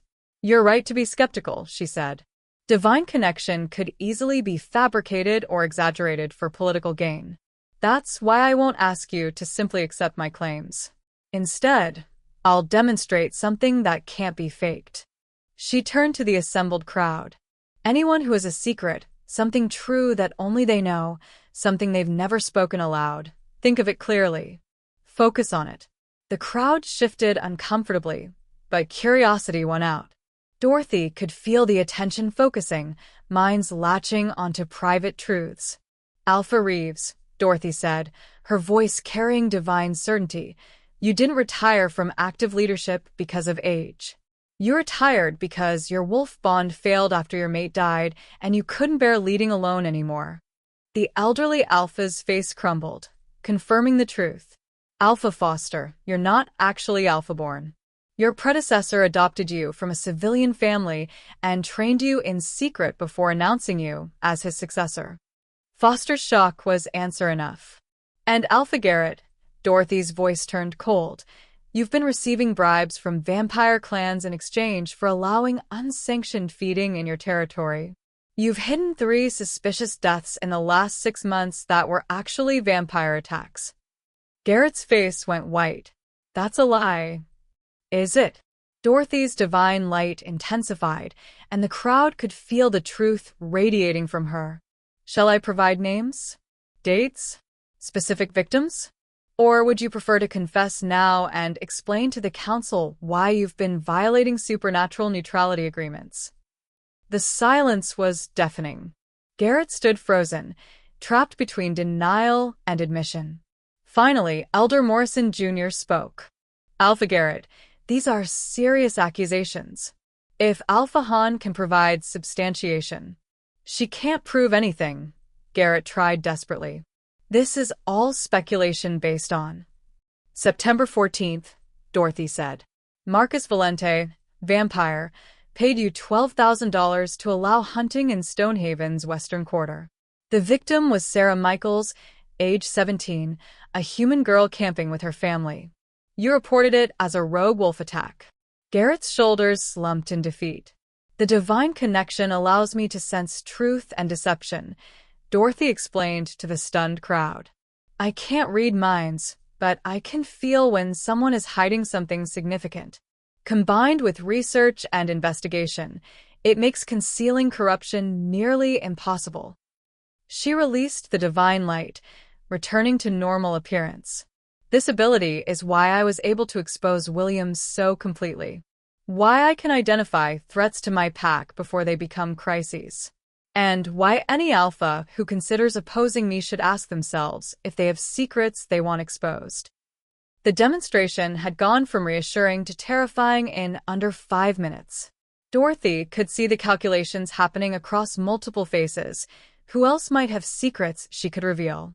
However, she added more gently, I don't use this ability to collect leverage or blackmail. I use it to protect my pack and ensure justice. Garrett's corruption became my business when he asked for assessment of my abilities while hiding his own crimes. If he'd simply left me alone, I would have had no reason to investigate Stonehaven's affairs. She addressed the full gathering now. This is what the Morning Wolf bloodline means. Yes, I'm more powerful than any single alpha here. Yes, my abilities could be used for domination or control. But I'm choosing transparency over tyranny, cooperation over conquest. The question isn't whether I can be trusted. The question is whether you'll give me reason to distrust you. Morrison Jr. found his voice. Alpha Garrett, you'll need to address these allegations with the full council. Immediately. As guards moved to escort the disgraced Stonehaven Alpha away, Dorothy felt the mood in the amphitheater shift. Fear was still present, but now it was mixed with respect and, surprisingly, some relief. Several alphas approached after the demonstration ended. Chun of Riverside was first. That was terrifying and brilliant, he admitted. You basically just announced that corruption won't be tolerated anywhere near you. That was the goal, Dorothy confirmed. Better to be feared for what I might discover than what I might command. Victoria Hayes joined them, shaking her head in admiration. You completely flipped the script. Garrett thought he was putting you on trial. Instead, you put him and every other corrupt alpha on notice. Will it work? Dorothy asked. Or did I just paint an even bigger target on my back? Both. Definitely both. Victoria smiled. But I'll tell you what, I'm very glad I decided to be your ally instead of your enemy. Come on, let's introduce you to the alphas who are now reconsidering their opposition. You've got a lot of new friends who are motivated primarily by terror, which is a surprisingly solid foundation for political alliance. The summit continued for 3 more days after Dorothy's demonstration, but the entire dynamic had shifted. Alphas who'd planned to challenge her suddenly found other priorities. Thompson avoided her completely. The younger alphas sought her out for advice and alliance discussions. You've become the single most influential alpha in the region, Victoria observed during a private dinner on the final night. 3 days ago, you were a controversial new leader. Now, you're the power everyone wants as a friend and no one wants as an enemy. Dorothy picked at her food, exhaustion weighing on her. I didn't want this. I wanted to rebuild Silverwood and be left alone. Too late for that. The moment you survived William's murder attempt and exposed him publicly, you became a major political player. Victoria leaned forward. The question now is what you do with that influence. Because nature abhors a vacuum, Dorothy. If you don't actively shape regional politics, someone else will shape them around you. Meaning? Meaning the old guard, Thompson, Morrison Sr., the traditional power structure. They're terrified of what you represent. Not just your abilities, but what you've proven is possible. A Luna becoming alpha, corruption being exposed through divine power, traditional hierarchies being challenged. You're an existential threat to how they've maintained power for decades. Dorothy set down her fork. Are you warning me they'll retaliate? I'm warning you they're already planning it. Garrett's exposure bought you time. They have to be very careful now. Make sure they're not hiding anything you could use against them. But eventually, they'll find a way to undermine you that doesn't involve direct confrontation. Suggestions? Victoria smiled. Build your own power base. You've got the younger alpha's attention. Capitalize on it. Create alliances based on mutual interest rather than fear. Push for reforms that benefit progressive packs, while the traditional guard is off balance. Essentially, use your moment of maximum influence to reshape regional politics before the old guard recovers. It was sound advice, delivered by someone who'd clearly been planning Dorothy's success for weeks. Why are you helping me? Dorothy asked bluntly. What's Moonstone's interest in all this? Honestly, I'm tired of the old boys club running regional politics. I've been alpha for 15 years, and I still get treated like a novelty rather than a peer. You breaking their power structure opens space for the rest of us to advance. Victoria's expression turned serious. But also, I genuinely believe your approach is better. Transparency, fairness, using power to protect rather than dominate. These should be standard alpha qualities, not controversial positions. So, you want to ride my coattails to influence? I want to partner with someone whose success benefits us both. Victoria extended her hand. Formal alliance, Moonstone and Silverwood. Combined resources, mutual defense, coordinated political strategy. We become the foundation of a new regional power structure built on cooperation rather than intimidation. Dorothy considered. Accepting would commit Silverwood to external entanglements William had avoided. But isolation was exactly what had made Silverwood vulnerable to his corruption.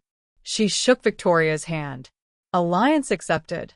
Let's build something better. The final summit session focused on standard regional business, territory disputes, trade agreements, upcoming council elections. Dorothy participated actively, demonstrating she could handle mundane pack politics as effectively as dramatic confrontations. During a break, Alpha Chun approached with a proposal. Several of us younger leaders were discussing training exchanges. Send some of our wolves to other packs for a few months, learn different techniques, build cross-pack relationships. Would Silverwood be interested? Very interested, Dorothy confirmed. Who else is participating? Riverside, Meadowbrook, Northwind, and now Moonstone if Victoria's joining your alliance. We're thinking of making it an annual program, good for pack development, and helps break down the territorial isolation that enables corruption. It was exactly the kind of progressive initiative Victoria had suggested. Dorothy committed Silverwood immediately, then spent the rest of the break discussing details with the participating alphas.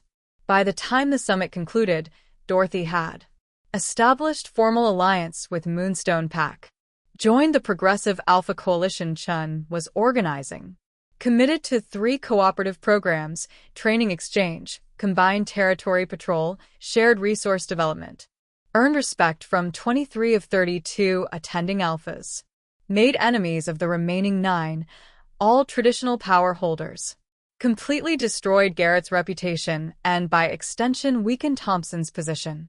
Not bad for your first major political event, Jackson said as they packed for departure. You came here as a controversial new alpha and left as a regional power. I came here expecting to defend my existence and ended up reshaping regional politics, Dorothy corrected. I'm not sure if that's better or worse. Sarah grinned. Definitely better. You know what William would have done at the summit? Made small talk, avoided controversy, maybe secured 1 or 2 minor advantages through careful negotiation. You exposed corruption, built alliances, and terrified your enemies into submission. This is what actual leadership looks like. The return to Silverwood was triumphant. The pack had followed the summit proceedings remotely, and news of Dorothy's performance had spread quickly. They greeted her delegation with celebration, not fear of her power, but pride in her accomplishments. They're not scared of what you can do anymore, Elena observed during the welcome feast. They're excited about it. You've made being a morning wolf seem like a benefit rather than a threat. Dorothy noticed it too. Pack members approached her with genuine warmth rather than nervous deference. Parents introduced their children, asking if Dorothy would bless them. She declined politely, but was touched by the request. Young wolves asked about training to enhance their own abilities. This is what William never understood, Jackson said, watching the celebration. Power doesn't have to isolate you. It attracts loyalty when wielded with integrity.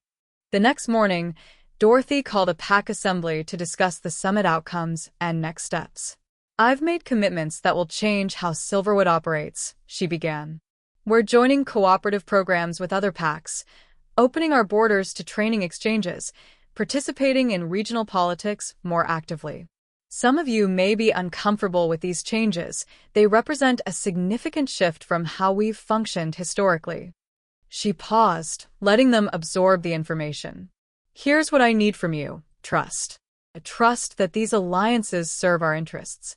Trust that bringing in outsiders strengthens rather than threatens us. And trust that I won't commit Silverwood to anything that compromises our safety or values. A young wolf raised her hand. Alpha, what happens if the other packs betray us? If we open up and they exploit it? Then we respond appropriately, Dorothy said simply. But we don't let fear of betrayal prevent us from building genuine relationships. William's paranoia and isolation made us weak. Opening up makes us stronger. Even if opening up means risk? Especially then. Strength isn't avoiding risk, it's having the capability to handle whatever comes. Dorothy's confidence was absolute. And we have that capability. We have a morning wolf alpha, the strongest beta in the region, pack members who've survived corruption and exposure. If any pack tries to exploit us, they'll learn very quickly why that was a terrible mistake. The assembly approved her plans unanimously. Over the following months, Silverwood transformed from an isolated, recovering pack into a regional hub of activity.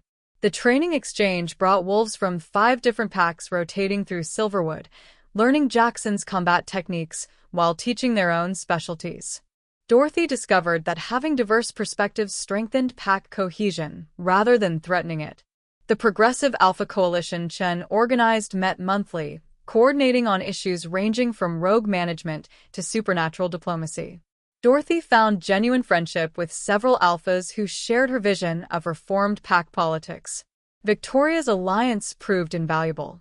Moonstone had connections throughout the supernatural world, introducing Silverwood to vampire diplomats, witch covens, and fake courts that had previously been inaccessible.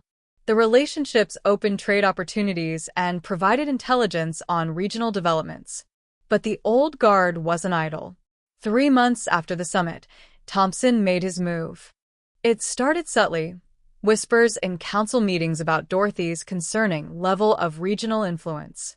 Suggestions that one alpha having so much power upset traditional balance. Carefully constructed arguments that the Morning Wolf bloodline might need protective oversight to prevent abuse. "They're building a case to restrict you," Victoria warned during a secure call. Thompson's been meeting with council elders, proposing a new oversight committee specifically for unusual supernatural manifestations. They'd have authority to monitor your activities, investigate your decisions, potentially limit your authority if they determined you were becoming too powerful. Can they actually do that? Dorothy asked. If they get enough council support, yes.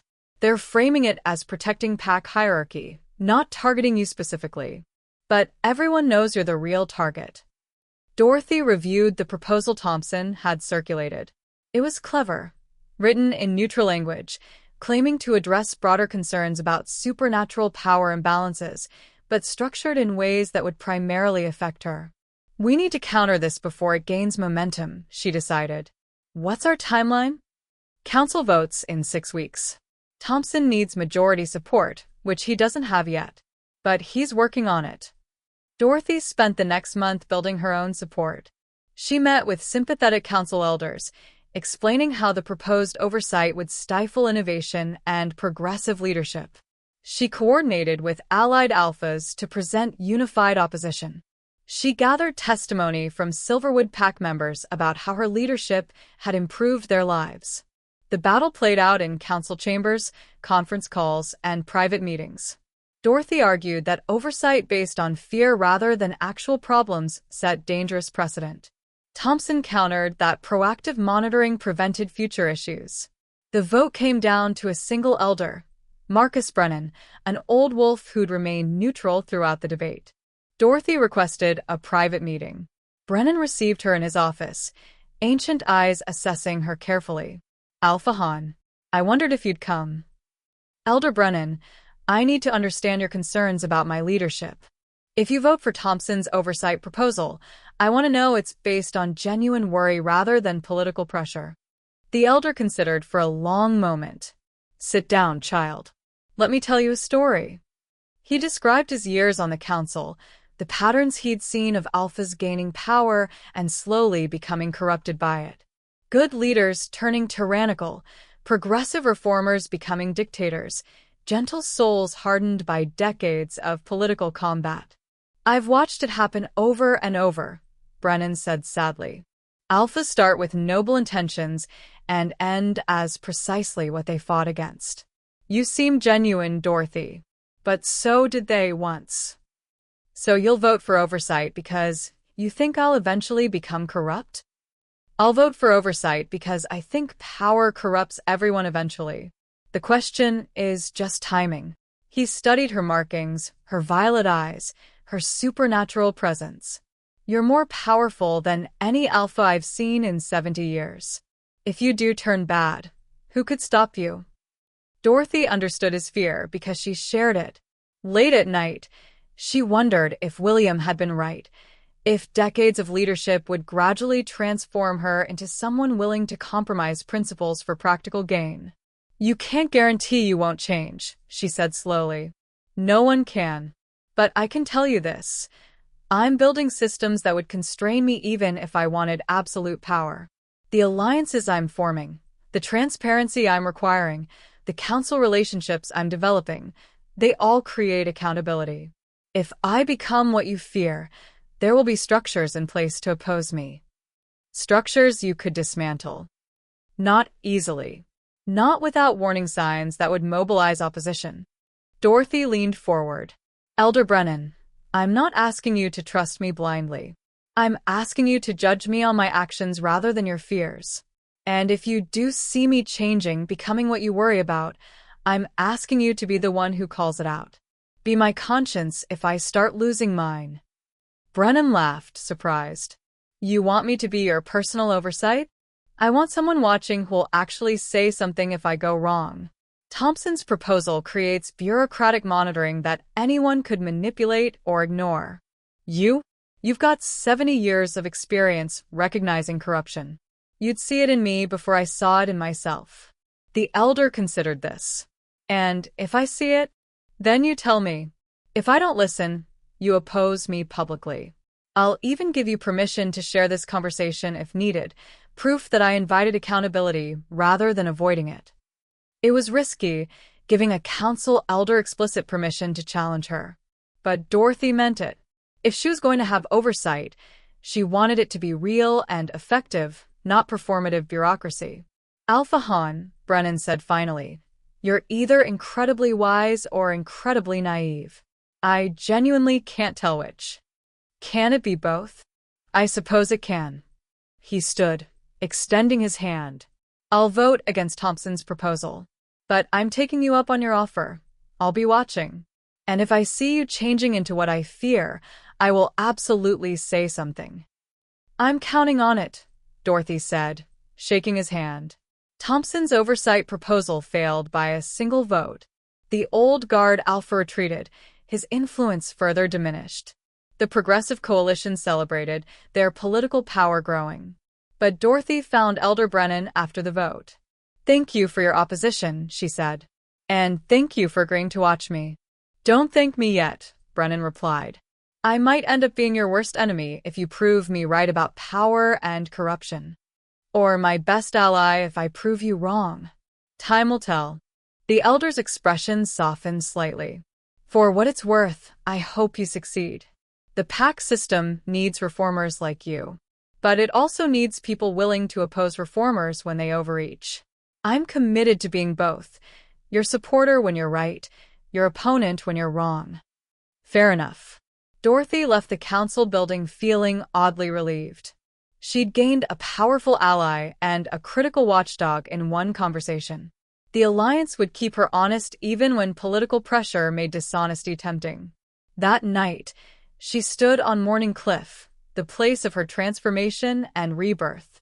The ravine below was dark, peaceful, showing no signs of the violence it had witnessed months ago. I don't know if I'm doing this right, she said aloud, addressing the moon goddess, her ancestors, or just the night itself. Building alliances, reshaping politics, trying to be the leader the pack needs while staying true to what I believe. It's exhausting and terrifying, and I have no idea if I'll still be this person in 10 years. The silver markings on her skin glowed faintly, a reminder of what she'd become. But I'm going to try. I'm going to build something better than what William destroyed. Something that survives even if I eventually fail. She looked up at the full moon. Just give me the strength to recognize when I'm wrong. And the courage to accept accountability when I am. The wind carried her words into the night. No divine response came, but Dorothy felt a sense of peace anyway. She was doing her best. That would have to be enough. 6 months after the summit, Silverwood had become unrecognizable from William's reign. The pack was larger. Wolves from dissolved packs had requested transfer to Silverwood, drawn by Dorothy's reputation for fair leadership. The territory was more prosperous. Alliances brought trade and resources that isolation had prevented. The political influence was substantial. Dorothy's coalition now represented nearly half the regional alphas. But the most important change was cultural. Pack members challenged decisions respectfully when they disagreed. Omegas held leadership positions based on merit rather than hierarchy. Wolves from different packs trained together, without suspicion. Transparency was standard rather than revolutionary. You've built something real, Jackson observed during a quiet moment reviewing quarterly reports. Not just power or influence, but actual positive change. The pack is stronger, happier, safer than it's been in decades. We've built something real, Dorothy corrected. I couldn't do any of this without you, Sarah, Elena, the whole team willing to take risks on a new approach. Fair enough. We've built something real. Jackson smiled. William would hate it. Good. They sat in comfortable silence, reviewing plans for the next quarter. New training facilities, expanded territory, improved housing for growing pack population. Problems that came from success rather than failure. Dorothy's phone buzzed with a message from Victoria. Dinner this weekend? We should discuss the upcoming council elections. Morrison Sr. is finally retiring, and the race for his seat is going to be political warfare. More politics, more strategy, more careful navigation of power structures and competing interests, but also more opportunities to shape the supernatural world into something better. Dorothy typed a response. Dinner confirmed. Let's talk about who we want on the council and how to get them there. The message arrived on a Tuesday morning, 8 months after William's exile, delivered by a council courier with an expression of careful neutrality. Alphahan, this came through official Shadowlands channels. It's unusual. Dorothy opened the sealed envelope, recognizing the handwriting immediately despite the months since she'd last seen it. Dorothy, I'm told writing to you violates exile protocol, but I've already lost everything. What's one more rule broken? You won. Completely. Silverwood thrives under your leadership. The pack politics you're reshaping will probably define the next generation. You've become exactly what I never could, a genuinely respected leader rather than a carefully constructed performance. I'm not writing to apologize.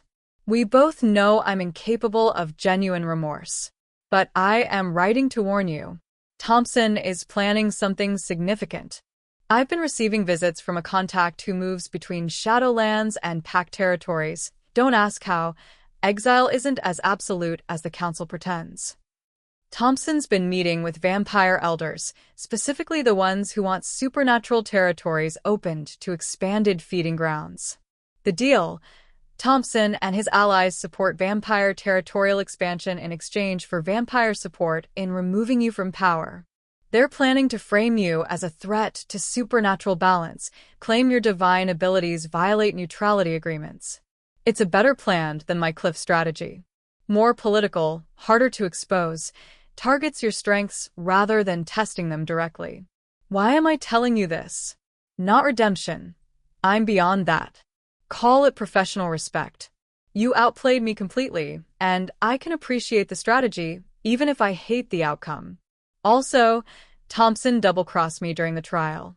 Promised support, then abandoned me the moment things turned against him. I'd very much enjoy watching you destroy him the way you destroyed me. The attack comes soon. Probably during the council elections Victoria mentioned in her last communication. Yes, I still have access to information despite exile. The Shadowlands isn't the prison they claim. Be ready. William. Dorothy read the letter 3 times, analyzing every word for manipulation or misdirection. It was entirely possible William was lying, setting up some elaborate revenge scheme from exile. But it was also possible he was telling the truth. She called an emergency meeting of her inner circle, Jackson, Sarah, Elena, and now including Victoria, via secure connection. It could be a trap, Jackson said immediately after reading the letter. William trying to make you paranoid, waste resources preparing for a fake threat, or trying to provoke conflict between you and Thompson, Sarah added. Make you attack based on suspicion, discredit yourself. But what if it's real? Elena asked quietly. William has proven he's a master strategist. If he says Thompson is planning something, we should at least investigate. Victoria's voice came through the speaker, thoughtful. Thompson has been unusually quiet since the oversight proposal failed. I assumed he was regrouping, but Vampire Alliance makes sense. He needs external support since his pack influence is weakening. Dorothy made a decision. We investigate, discreetly. No accusations, no confrontations. Just gather intelligence on Thompson's activities and any unusual vampire movements. If William's telling the truth, we'll find evidence. If he's lying, we'll know that too. The investigation took 2 weeks and revealed disturbing patterns. Thompson had met with vampire Elder Marcus Valente, the same vampire who'd been bribing Garrett, 6 times in the last month. The meetings were secret, held in neutral territory, always after dark. Council Elder Morrison Sr. had also attended 3 of these meetings despite his supposed retirement from active politics. And several traditional alphas who'd opposed Dorothy at the summit had increased their contact with vampire diplomats recently. They're building something, Victoria confirmed, her sources having tracked the same meetings from different angles. The vampire connection is real. But I can't figure out what they're actually planning. The answer came during a routine council session about supernatural territory rights. Morrison Sr. proposed expanding vampire feeding privileges in designated neutral zones, areas where pack law wouldn't apply and vampires could hunt without alpha permission. It's a reasonable accommodation, he argued. Vampires have been asking for official feeding grounds for decades. We've refused because of territorial control issues, but perhaps it's time to reconsider. Supernatural cooperation requires compromise from all parties. The proposal seemed innocuous initially. Several alphas expressed mild support, viewing it as diplomatic progress. Then Dorothy noticed the specific territories Morrison proposed designating as neutral zones. Every single one bordered Silverwood Pack lands. This is targeted, she said sharply, interrupting the discussion. Elder Morrison, why are all proposed neutral zones adjacent to Silverwood territory? Coincidence, Morrison replied smoothly. Those areas are already disputed or underutilized, making them logical choices for neutral designation. Disputed by whom? Underutilized according to what standard? Dorothy pulled up maps on her tablet. 3 of these zones are prime hunting grounds Silverwood uses regularly. 2 are water sources essential to our pack. The remaining one is a sacred site for mourning wolf ceremonies. She looked directly at Morrison. This isn't about vampire accommodation. This is about cutting Silverwood off from critical resources while providing vampire feeding grounds that would inevitably lead to conflict with my pack. Thompson spoke up, his tone reasonable. Alpha Han, not everything is an attack on Silverwood. The Council is trying to balance competing supernatural interests. By sacrificing my territory specifically? Dorothy's anger was controlled but visible. If this is truly about neutral zones, I'll propose alternatives. Territories that don't border any single pack, waters that multiple groups share equally, sites with no cultural significance to any pack. But these specific choices? They're either incompetently selected or deliberately hostile. Victoria joined the defense. Alpha Han is right. The proposed zones are all strategically valuable to Silverwood. If the Council wants to create neutral territories, it should be through comprehensive negotiation, not targeted resource seizure. The debate grew heated. Traditional alphas supported Morrison's proposal as diplomatic progress. Progressive alphas saw it, as Dorothy claimed, hostile territory grab disguised as compromise. Finally, Elder Brennan requested a private council deliberation. This proposal requires more analysis before any vote. I move we table this discussion pending comprehensive review of all potential neutral zones, not just those adjacent to specific packs. The motion passed, delaying the vote but not defeating it. After the session, Brennan pulled Dorothy aside. That was Thompson's play. He's been laying groundwork for weeks, getting vampire support by promising them feeding access, getting traditional alphas on board by framing it as progressive diplomacy. And if it had passed, your pack would have been surrounded by vampire-controlled territories. Every border would become a potential conflict zone. Eventually, either you'd have to allow vampire feeding in Silverwood lands to prevent constant territorial disputes, or you'd be forced into aggressive defense that would make you look like the aggressor, which would provide justification for removing me from leadership. Exactly. Thompson's learned from watching you. Direct confrontation doesn't work against your abilities. But political maneuvering, making you choose between bad options, forcing you into positions where your power is useless, that's how he'll try to beat you. Dorothy felt the weight of the strategy. William had warned her, but she hadn't fully appreciated the sophistication of Thompson's approach. How do I counter it? She asked. Brennan smiled. Same way you've been countering everything. Expose the strategy before it can work. Thompson's plan relies on alphas not seeing the pattern. Show them what he's really doing. Dorothy spent the next week preparing a comprehensive presentation for the council, documenting not just the neutral zone's proposal, but the entire pattern of Thompson's activities. The vampire meetings, the targeted territorial selections, the coordinated support from traditional alphas who'd opposed Dorothy consistently. The timeline showing how each piece fit together. "You're about to accuse a senior alpha of conspiracy," Jackson warned. "This could backfire spectacularly. Or it exposes corruption before it succeeds." Dorothy reviewed her evidence one final time. William got away with his schemes for years because no one challenged the narrative. "I'm not making that mistake."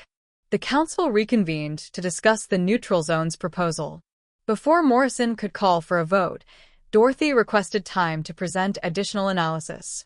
"I've spent the last week investigating the proposed neutral territories," she began, projecting maps and documentation. "What I found concerns me deeply." She walked through the evidence methodically. Thompson's secret vampire meetings, the targeted nature of the territorial selections, the pattern of traditional alpha support aligning suspiciously with Thompson's interests. "This isn't diplomacy," Dorothy concluded. "This is a coordinated effort to undermine Silverwood Pact specifically, using vampire territory rights as justification. And if it works against me, it sets precedent for doing the same to any alpha the old guard considers threatening." Morrison Sr. attempted to dismiss it. "Alpha Han is seeing conspiracy in ordinary diplomatic activity." "Then explain why you attended 3 meetings with Vampire Elder Valente," Dorothy interrupted. "Meetings you didn't disclose to the council despite rules requiring notification of vampire diplomatic contact. Meetings that happened immediately before this neutral zone's proposal was introduced." "Those were personal meetings, not official." "Were they?" "Because I have testimony from Valente's aide describing you and Thompson negotiating specific territorial concessions in exchange for vampire support against problematic alphas." Dorothy played audio recording. Apparently William's Shadowlands contacts had been busy. "That's you, Elder Morrison, promising vampires feeding access to Silverwood borders in exchange for political support removing me from leadership." The recording was damning. Morrison's voice clearly discussing the plan, Thompson's agreement, Valente's enthusiastic cooperation. The council chamber erupted. Several alphas demanded Morrison's immediate removal. Others tried to dismiss the recording as fabricated or taken out of context. Through the chaos, Dorothy maintained calm. "I'm not asking for Morrison's removal based on this recording alone. I'm asking that the council investigate the full scope of this arrangement before voting on any neutral territories. If Morrison and Thompson want to claim this is innocent diplomacy, let them explain it under formal inquiry." Elder Brennan seized the opportunity. "Alpha Han's request is reasonable. I move for immediate investigation into all vampire diplomatic contacts by council members and attending alphas over the last 6 months. We review everything, determine if neutral zone's proposal was genuine diplomacy or coordinated scheme." The motion passed overwhelmingly. Even traditional alphas couldn't argue against investigating potential vampire collusion. Morrison and Thompson were suspended from council participation pending investigation results. The investigation took 3 weeks and revealed exactly what Dorothy suspected: extensive coordination between traditional alphas and vampire elders to create territorial pressure on progressive pacts, with Silverwood as primary target. Morrison was removed from council entirely, his decades of service ending in disgrace. Thompson faced formal censure and lost his position on several influential committees. But the bigger victory was strategic. "You've neutered the traditional power structure," Victoria observed during their weekly alliance call. Morrison gone, Thompson discredited, their allies scattered.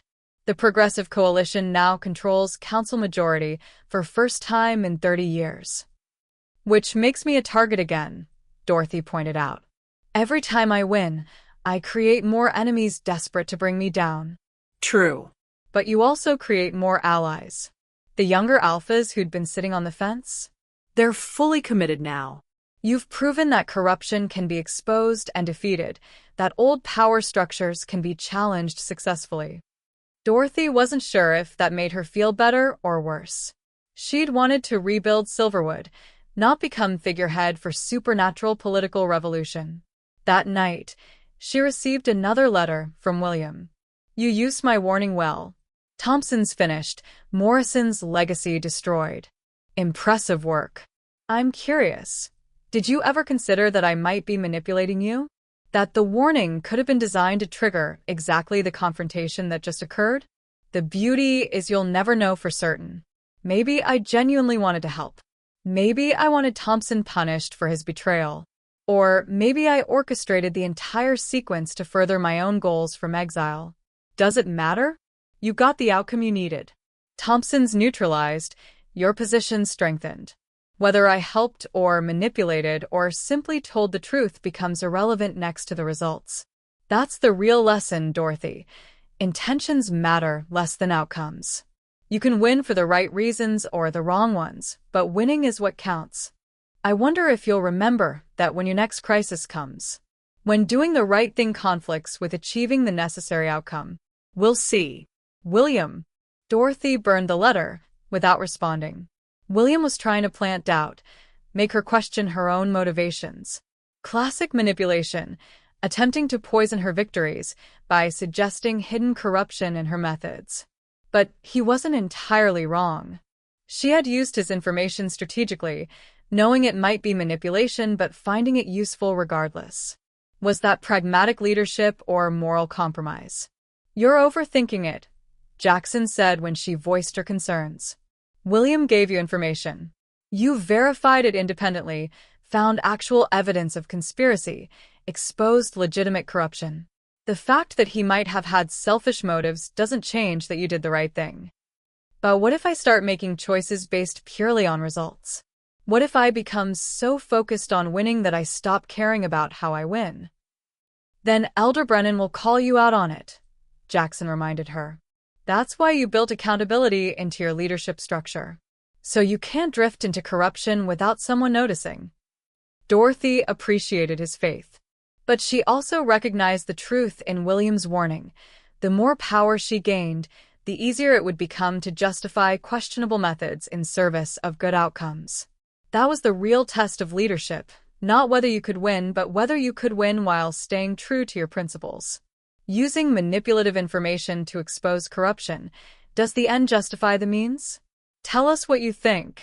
1 year after William's exile, Dorothy stood before the Regional Alpha Assembly, not as a controversial new leader or defensive target, but as one of the most influential alphas in the entire supernatural structure. The changes she'd implemented had spread beyond Silverwood. Training exchanges were now standard practice among progressive packs. Transparency in pack finances had become expected rather than exceptional. The old guard's power had diminished to the point where several traditional alphas had voluntarily adopted reformist policies to remain relevant. But success brought new challenges. The Eastern Territories are requesting you mediate their succession dispute, Victoria reported during their weekly strategy session. 3 different wolves claiming alpha rights to Redwood Pack after their leader died without clear heir. That's a 4-week commitment minimum, Dorothy said. I can't leave Silverwood that long. Then delegate. Send Jackson or Sarah as your representative. It's not the same. They want a Morning Wolf alpha specifically. They think my divine connection will identify the rightful heir. Victoria's expression was sympathetic. You're becoming more than an alpha, Dorothy. You're becoming a supernatural institution. Packs are starting to see you as ultimate arbiter, the leader who can resolve disputes no one else can. I didn't want that role. I know. But you claimed it anyway when you demonstrated your abilities at the summit. Now you have to decide what to do with it. Dorothy had been grappling with this question for months. Her influence was growing beyond anything she'd anticipated, creating expectations she wasn't sure she wanted to meet. What if I say no, she asked. Set boundaries. Make it clear I'm Silverwood's alpha first and regional mediator second? You could. But every dispute you decline becomes an opportunity for someone else to claim authority. Nature abhors a vacuum, remember? Victoria leaned forward. Here's the real question. Do you trust anyone else to fill the role you're creating? Because if you step back, someone will step forward. And they might not share your principles. It was the same dilemma William had posed in different terms. Sometimes winning requires accepting responsibilities you never wanted. Dorothy made her decision. I'll mediate the Redwood succession. But I'm setting clear parameters, 2 weeks maximum, with right to withdraw if the claimants don't cooperate. And I'm bringing Jackson and Sarah so they can learn the process. Eventually, Silverwood needs representatives who can handle these situations without me. Delegation and succession planning. Very alpha-like of you. I learned from bad examples, Dorothy said dryly. William never developed anyone who could replace him because he was too paranoid about potential rivals. I'm not making that mistake. The Redwood succession proved more complex than Dorothy anticipated. All 3 claimants had legitimate arguments. One was blood-related to the deceased Alpha. One had been named informal heir years ago. One had the strongest combat record and popular support. Dorothy spent 5 days interviewing each candidate, reviewing pack records, and consulting with Redwood members. Her divine connection helped. She could sense deception and genuine commitment in ways normal investigation couldn't achieve. But she also discovered something troubling. None of the candidates were particularly good leaders. The blood heir was entitled and inexperienced. The named heir was politically savvy but morally flexible. The popular candidate was strong but lacked strategic thinking. I could pick the least terrible option, Dorothy told Jackson on the 6th day. But Redwood deserves better than choosing between inadequate candidates. What's the alternative? Dorothy had been considering an unconventional approach. What if we don't pick any of them? What if I suggest Redwood transition to council-led governance instead of traditional alpha structure? Jackson's eyebrows rose. That's revolutionary. Packs have operated under alpha hierarchy for centuries. And maybe it's time to reconsider. Look at Silverwood. I'm alpha, but we function through collaborative leadership. You handle military strategy. Sarah manages administration. Elena oversees health and traditions. I make final decisions, but the pack runs on collective expertise. You're suggesting we export Silverwood's model to other packs. I'm suggesting we give Redwood the option. Traditional alpha succession if they want it, or they can try something different. Dorothy could feel the idea crystallizing. Not every pack needs one dominant leader. Some might function better with distributed authority. The proposal shocked the Redwood claimants and delighted the pack members. After heated debate, Redwood voted to trial council governance for 1 year, with option to return to alpha structure if it didn't work. You just fundamentally challenged supernatural hierarchy, Victoria said when she heard the news. Again. Do you have some compulsive need to revolutionize every system you touch? I'm just trying to help packs find structures that actually serve them, Dorothy protested. If traditional hierarchy works, great. But if alternative approaches work better for specific situations, why not explore them? Because change terrifies people, and you're creating a lot of it very quickly. Victoria's tone wasn't critical, just observational. The old guard lost political power, but they still have influence. They're going to push back against this council governance idea. Let them. Redwood chose this voluntarily. If it works, other packs might follow. If it fails, we learn from that too. The backlash came faster than Dorothy expected. 3 traditional alphas filed formal complaint with the council, claiming Dorothy had exceeded her authority by suggesting alternative governance structures. They argued that alpha hierarchy was fundamental to supernatural stability and that encouraging packs to abandon it was dangerous. They're trying to make you look like a revolutionary threat again, Elder Brennan warned. Building narrative that you're dismantling established order rather than improving it. Am I wrong? Dorothy asked honestly. I keep pushing changes that feel right, but maybe I'm moving too fast. Brennan considered carefully. You're asking if reform becomes revolution. It's a fair question. Here's my observation. You're not imposing changes, you're creating options. Redwood chose council governance voluntarily. Your training exchanges are optional programs packs can join or ignore. Even your transparency initiatives are adoptable rather than mandatory. But I'm still influencing the direction of supernatural society. Of course you are. You're a powerful, respected leader. That comes with influence. Brennan smiled slightly. The test isn't whether you influence others, it's whether you do it through force or through inspiration. So far, you've been very careful about the latter. The council hearing on the formal complaint proved Brennan right. Dorothy presented evidence that every innovation she'd suggested had been voluntary, adopted by packs who saw benefit rather than imposed by her authority. She demonstrated that traditional alpha structures remained available options, just no longer the only options. "I'm not trying to destroy supernatural hierarchy," she told the assembled elders. "I'm trying to expand it.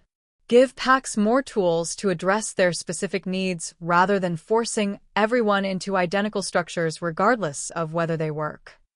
The complaint was dismissed. But Dorothy knew the underlying tension remained. How much change was too much? When did reform become destabilization? The answer came unexpectedly during Silverwood's second anniversary celebration under Dorothy's leadership. The pack had grown to nearly 300 wolves, double its size under William. Territory had expanded through fair negotiations with neighboring packs. The economy was thriving through new trade relationships. Training standards had risen dramatically. Pack satisfaction was at historic highs. But during the celebration, Dorothy overheard a conversation between two younger pack members. "I'm thinking of requesting transfer to Riverside Pack," one said. "They've got better career opportunities for logistics specialists." "Yeah, I considered Meadowbrook," the other replied. "Their medical program is more advanced than ours." They spoke casually, comparing packs like humans might compare job opportunities. And Dorothy realized this was unprecedented. Traditionally, wolves stayed with their birth packs for life unless exiled or fleeing abuse. Pack loyalty was absolute, questioning it almost unthinkable. But these young wolves were discussing pack transfers as normal career decisions, weighing opportunities across territories without any sense of betrayal. The innovation Dorothy had encouraged, cross-pack training, cooperative programs, reduced territorial isolation, had created something unexpected: pack mobility. She wasn't sure if this was good or bad. "It's both," Elder Brennan said when she consulted him. "Like everything else you've done, it creates opportunities and challenges simultaneously. Wolves having more choice is generally positive, but it does reduce traditional pack cohesion." Am I destroying the pack system by making it more flexible? You're evolving it. Whether that evolution strengthens or weakens supernatural society, we won't know for decades. Brennan studied her. "Does that uncertainty bother you?" "Terrifies me," Dorothy admitted. "I'm making decisions that will affect generations, and I can't be certain I'm right." Welcome to leadership. The big decisions are always uncertain. Brennan's expression was kind. But here's what I've observed over my 70 years. Leaders who agonize about whether they're right usually make better choices than leaders who never question themselves. Your uncertainty is a feature, not a bug. 6 months later, Dorothy received a final letter from William. "I've been watching your progress from exile. The Eastern Territories mediation, the council governance innovation, the pack mobility you've created. Impressive work. Here's something you don't know. I'm dying. Nothing dramatic, just normal human mortality catching up with a wolf stripped of supernatural healing. The healers say I have maybe a year, which means I'm writing this as my final communication, the last thoughts of a failed alpha to his surprisingly successful replacement. You've built everything I tried and failed to create. Genuine influence, lasting alliances, structural change that will outlive your leadership. You did it through principles I dismissed as weakness: transparency, fairness, voluntary cooperation. I was wrong. About you, about leadership, about what actually works in supernatural politics. But I was also right about one thing. You've changed. The gentle Luna, who married me, would never have manipulated council politics the way you did with Thompson. Would never have used information from a disgraced exile to advance her agenda. Would never have restructured supernatural hierarchy while claiming you're just offering options. You're more ruthless than you want to admit. More willing to compromise principles for outcomes. More like me than you'll acknowledge. That's not criticism, it's observation. Maybe even admiration. You've learned to balance idealism with pragmatism in ways I never could. You and while maintaining the appearance of moral authority. My question is this.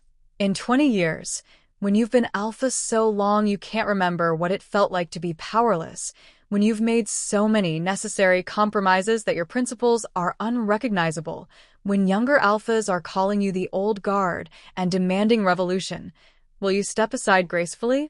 Or will you become what I was, clinging to power because you've forgotten how to imagine yourself without it? I don't expect an answer. You probably don't know yourself yet. But it's the question that matters most. If there's an afterlife and the moon goddess grants me audience, I'll tell her you were the better alpha. Not because you're more powerful, though you are, but because you actually believed in something beyond yourself. Try to keep believing it. William. Dorothy read the letter on Morning Cliff, the place where William had tried to kill her and instead awakened her true power. She felt complicated. Anger that he'd tried to undermine her confidence, even in death. Sadness that his final words contained genuine insight alongside manipulation. Uncertainty about whether his warnings held truth. Was he right? She asked the night air. Am I becoming what he was? No divine answer came. Just wind and stars, and the weight of leadership that grew heavier with every success. Jackson found her there an hour later. Victoria called. There's another succession dispute, this time in the Northern Territories. They're requesting your mediation. Tell them yes, Dorothy decided. But also tell them I'm training a mediation team. Eventually, they'll have to accept representatives instead of demanding the Morning Wolf Alpha personally. Succession planning? Preparation for the future William warned about. The one where I've been leading so long I've forgotten how to step back. Dorothy stood, her silver markings catching moonlight. I'm going to build systems that outlast me, relationships that don't depend on my personal power, innovations that work even when I'm gone. That way, when younger alphas eventually challenge my authority, I'll be able to step aside knowing the pack system is stronger than any individual leader. Including you? Especially me. They walked back to Packlands together, leaving Morning Cliff quiet behind them. Dorothy had survived attempted murder, exposed corruption, transformed supernatural politics, and built power structure that reached across territories. But her greatest challenge was still ahead, figuring out when to let go of everything she'd created. That was the difference between her and William. He'd accumulated power with no thought for succession. She would spend the rest of her immortal life preparing for the day when someone else would lead better than she could. It might take 50 years. It might take a century. But when that day came, Dorothy promised herself she would recognize it and step aside gracefully. That was the legacy the Morning Wolf would leave, not eternal leadership, but the wisdom to know when leadership needed to change. 25 years later, Dorothy stood before the Regional Alpha Assembly one final time. The changes she'd championed had become standard practice. Council governance wasn't unusual anymore. 12 packs had adopted it permanently. Pack mobility was normal. Young wolves compared opportunities across territories as routinely as humans changed jobs. Transparency in leadership was expected, secrecy viewed with suspicion. The old guard was gone. Thompson had died in obscurity. Morrison was forgotten. Even the traditional power structures they defended had evolved beyond recognition. Dorothy had aged not at all, still appearing the same 26-year-old who'd climbed out of Morning Cliff Ravine. But her leadership style had matured, softened in some ways, hardened in others. And now, Watching the next generation of alphas debate new reforms she didn't fully understand, Dorothy recognized what William had warned about. She was becoming the old guard. "It's time," she told Jackson, who'd aged into his 50s but remained her steadfast beta. "Find my replacement." "You're not serious." "I'm completely serious. I've been alpha for 25 years. The pack needs new leadership, new perspectives, someone who hasn't been making decisions since before half our members were born." Who could possibly replace the Morning Wolf Alpha? Someone who doesn't carry that title. Someone who earns authority through merit rather than supernatural bloodline. Dorothy smiled. "We've been building that structure for 2 decades. Time to trust it." The transition took 2 years of careful preparation. Dorothy identified a successor, Marcus Webb's daughter, who'd grown up in reformed Silverwood and embodied everything the pack had become. She trained her successor thoroughly, stepped back gradually, and finally, on the 27th anniversary of her transformation, formally passed alpha authority to the next generation. "What will you do now?" the new alpha asked during the ceremony. Dorothy looked at Morning Cliff in the distance, at the pack she'd rebuilt, at the supernatural world she'd helped reshape. "I think I'll travel. See how other territories are implementing reforms. Maybe mediate disputes when requested. Stay involved without leading." She smiled. "Turns out immortality is useful. I can be institutional memory without being an institutional barrier." She left Silverwood the following week, carrying little beyond memories and silver markings that glowed under moonlight. The pack threw a massive farewell celebration. Wolves she'd led for decades, young ones she'd watched grow, allies from across territories, all gathered to honor the alpha who'd changed everything and then willingly given it away. Elder Brennan, now ancient and frail, pulled her aside for final words. "You did it. You became powerful enough to change the supernatural world, then humble enough to step back when someone else could lead better. That's the rarest kind of leadership." "I had good advisors," Dorothy said, embracing him. "Thank you for being my conscience. Thank you for actually listening when I warned you." Dorothy's final stop before leaving territory was Morning Cliff. She stood at the edge where William had pushed her, looking down at the ravine that had transformed her life. "I kept my promise," she said aloud. "I stayed true to what I believed. I built something lasting. And I stepped aside when it was time." The wind carried her words into the night, and this time, Dorothy felt the moon goddess's presence, warm, approving, eternal. She'd survived attempted murder, exposed corruption, transformed supernatural society, and proven that power didn't require corruption. The Morning Wolf bloodline had returned not as tyrant or destroyer, but as reformer and guide. And now, finally, it was time to see what else immortality could teach her. Dorothy shifted into her massive silver wolf form and ran into the forest, leaving Silverwood behind but never forgotten, carrying forward the legacy of protection, truth, and principled leadership that would outlast any individual alpha. The Morning Wolves had returned, and the supernatural world was better for it. If you could be immortal like Dorothy, would you use it for leadership or exploration?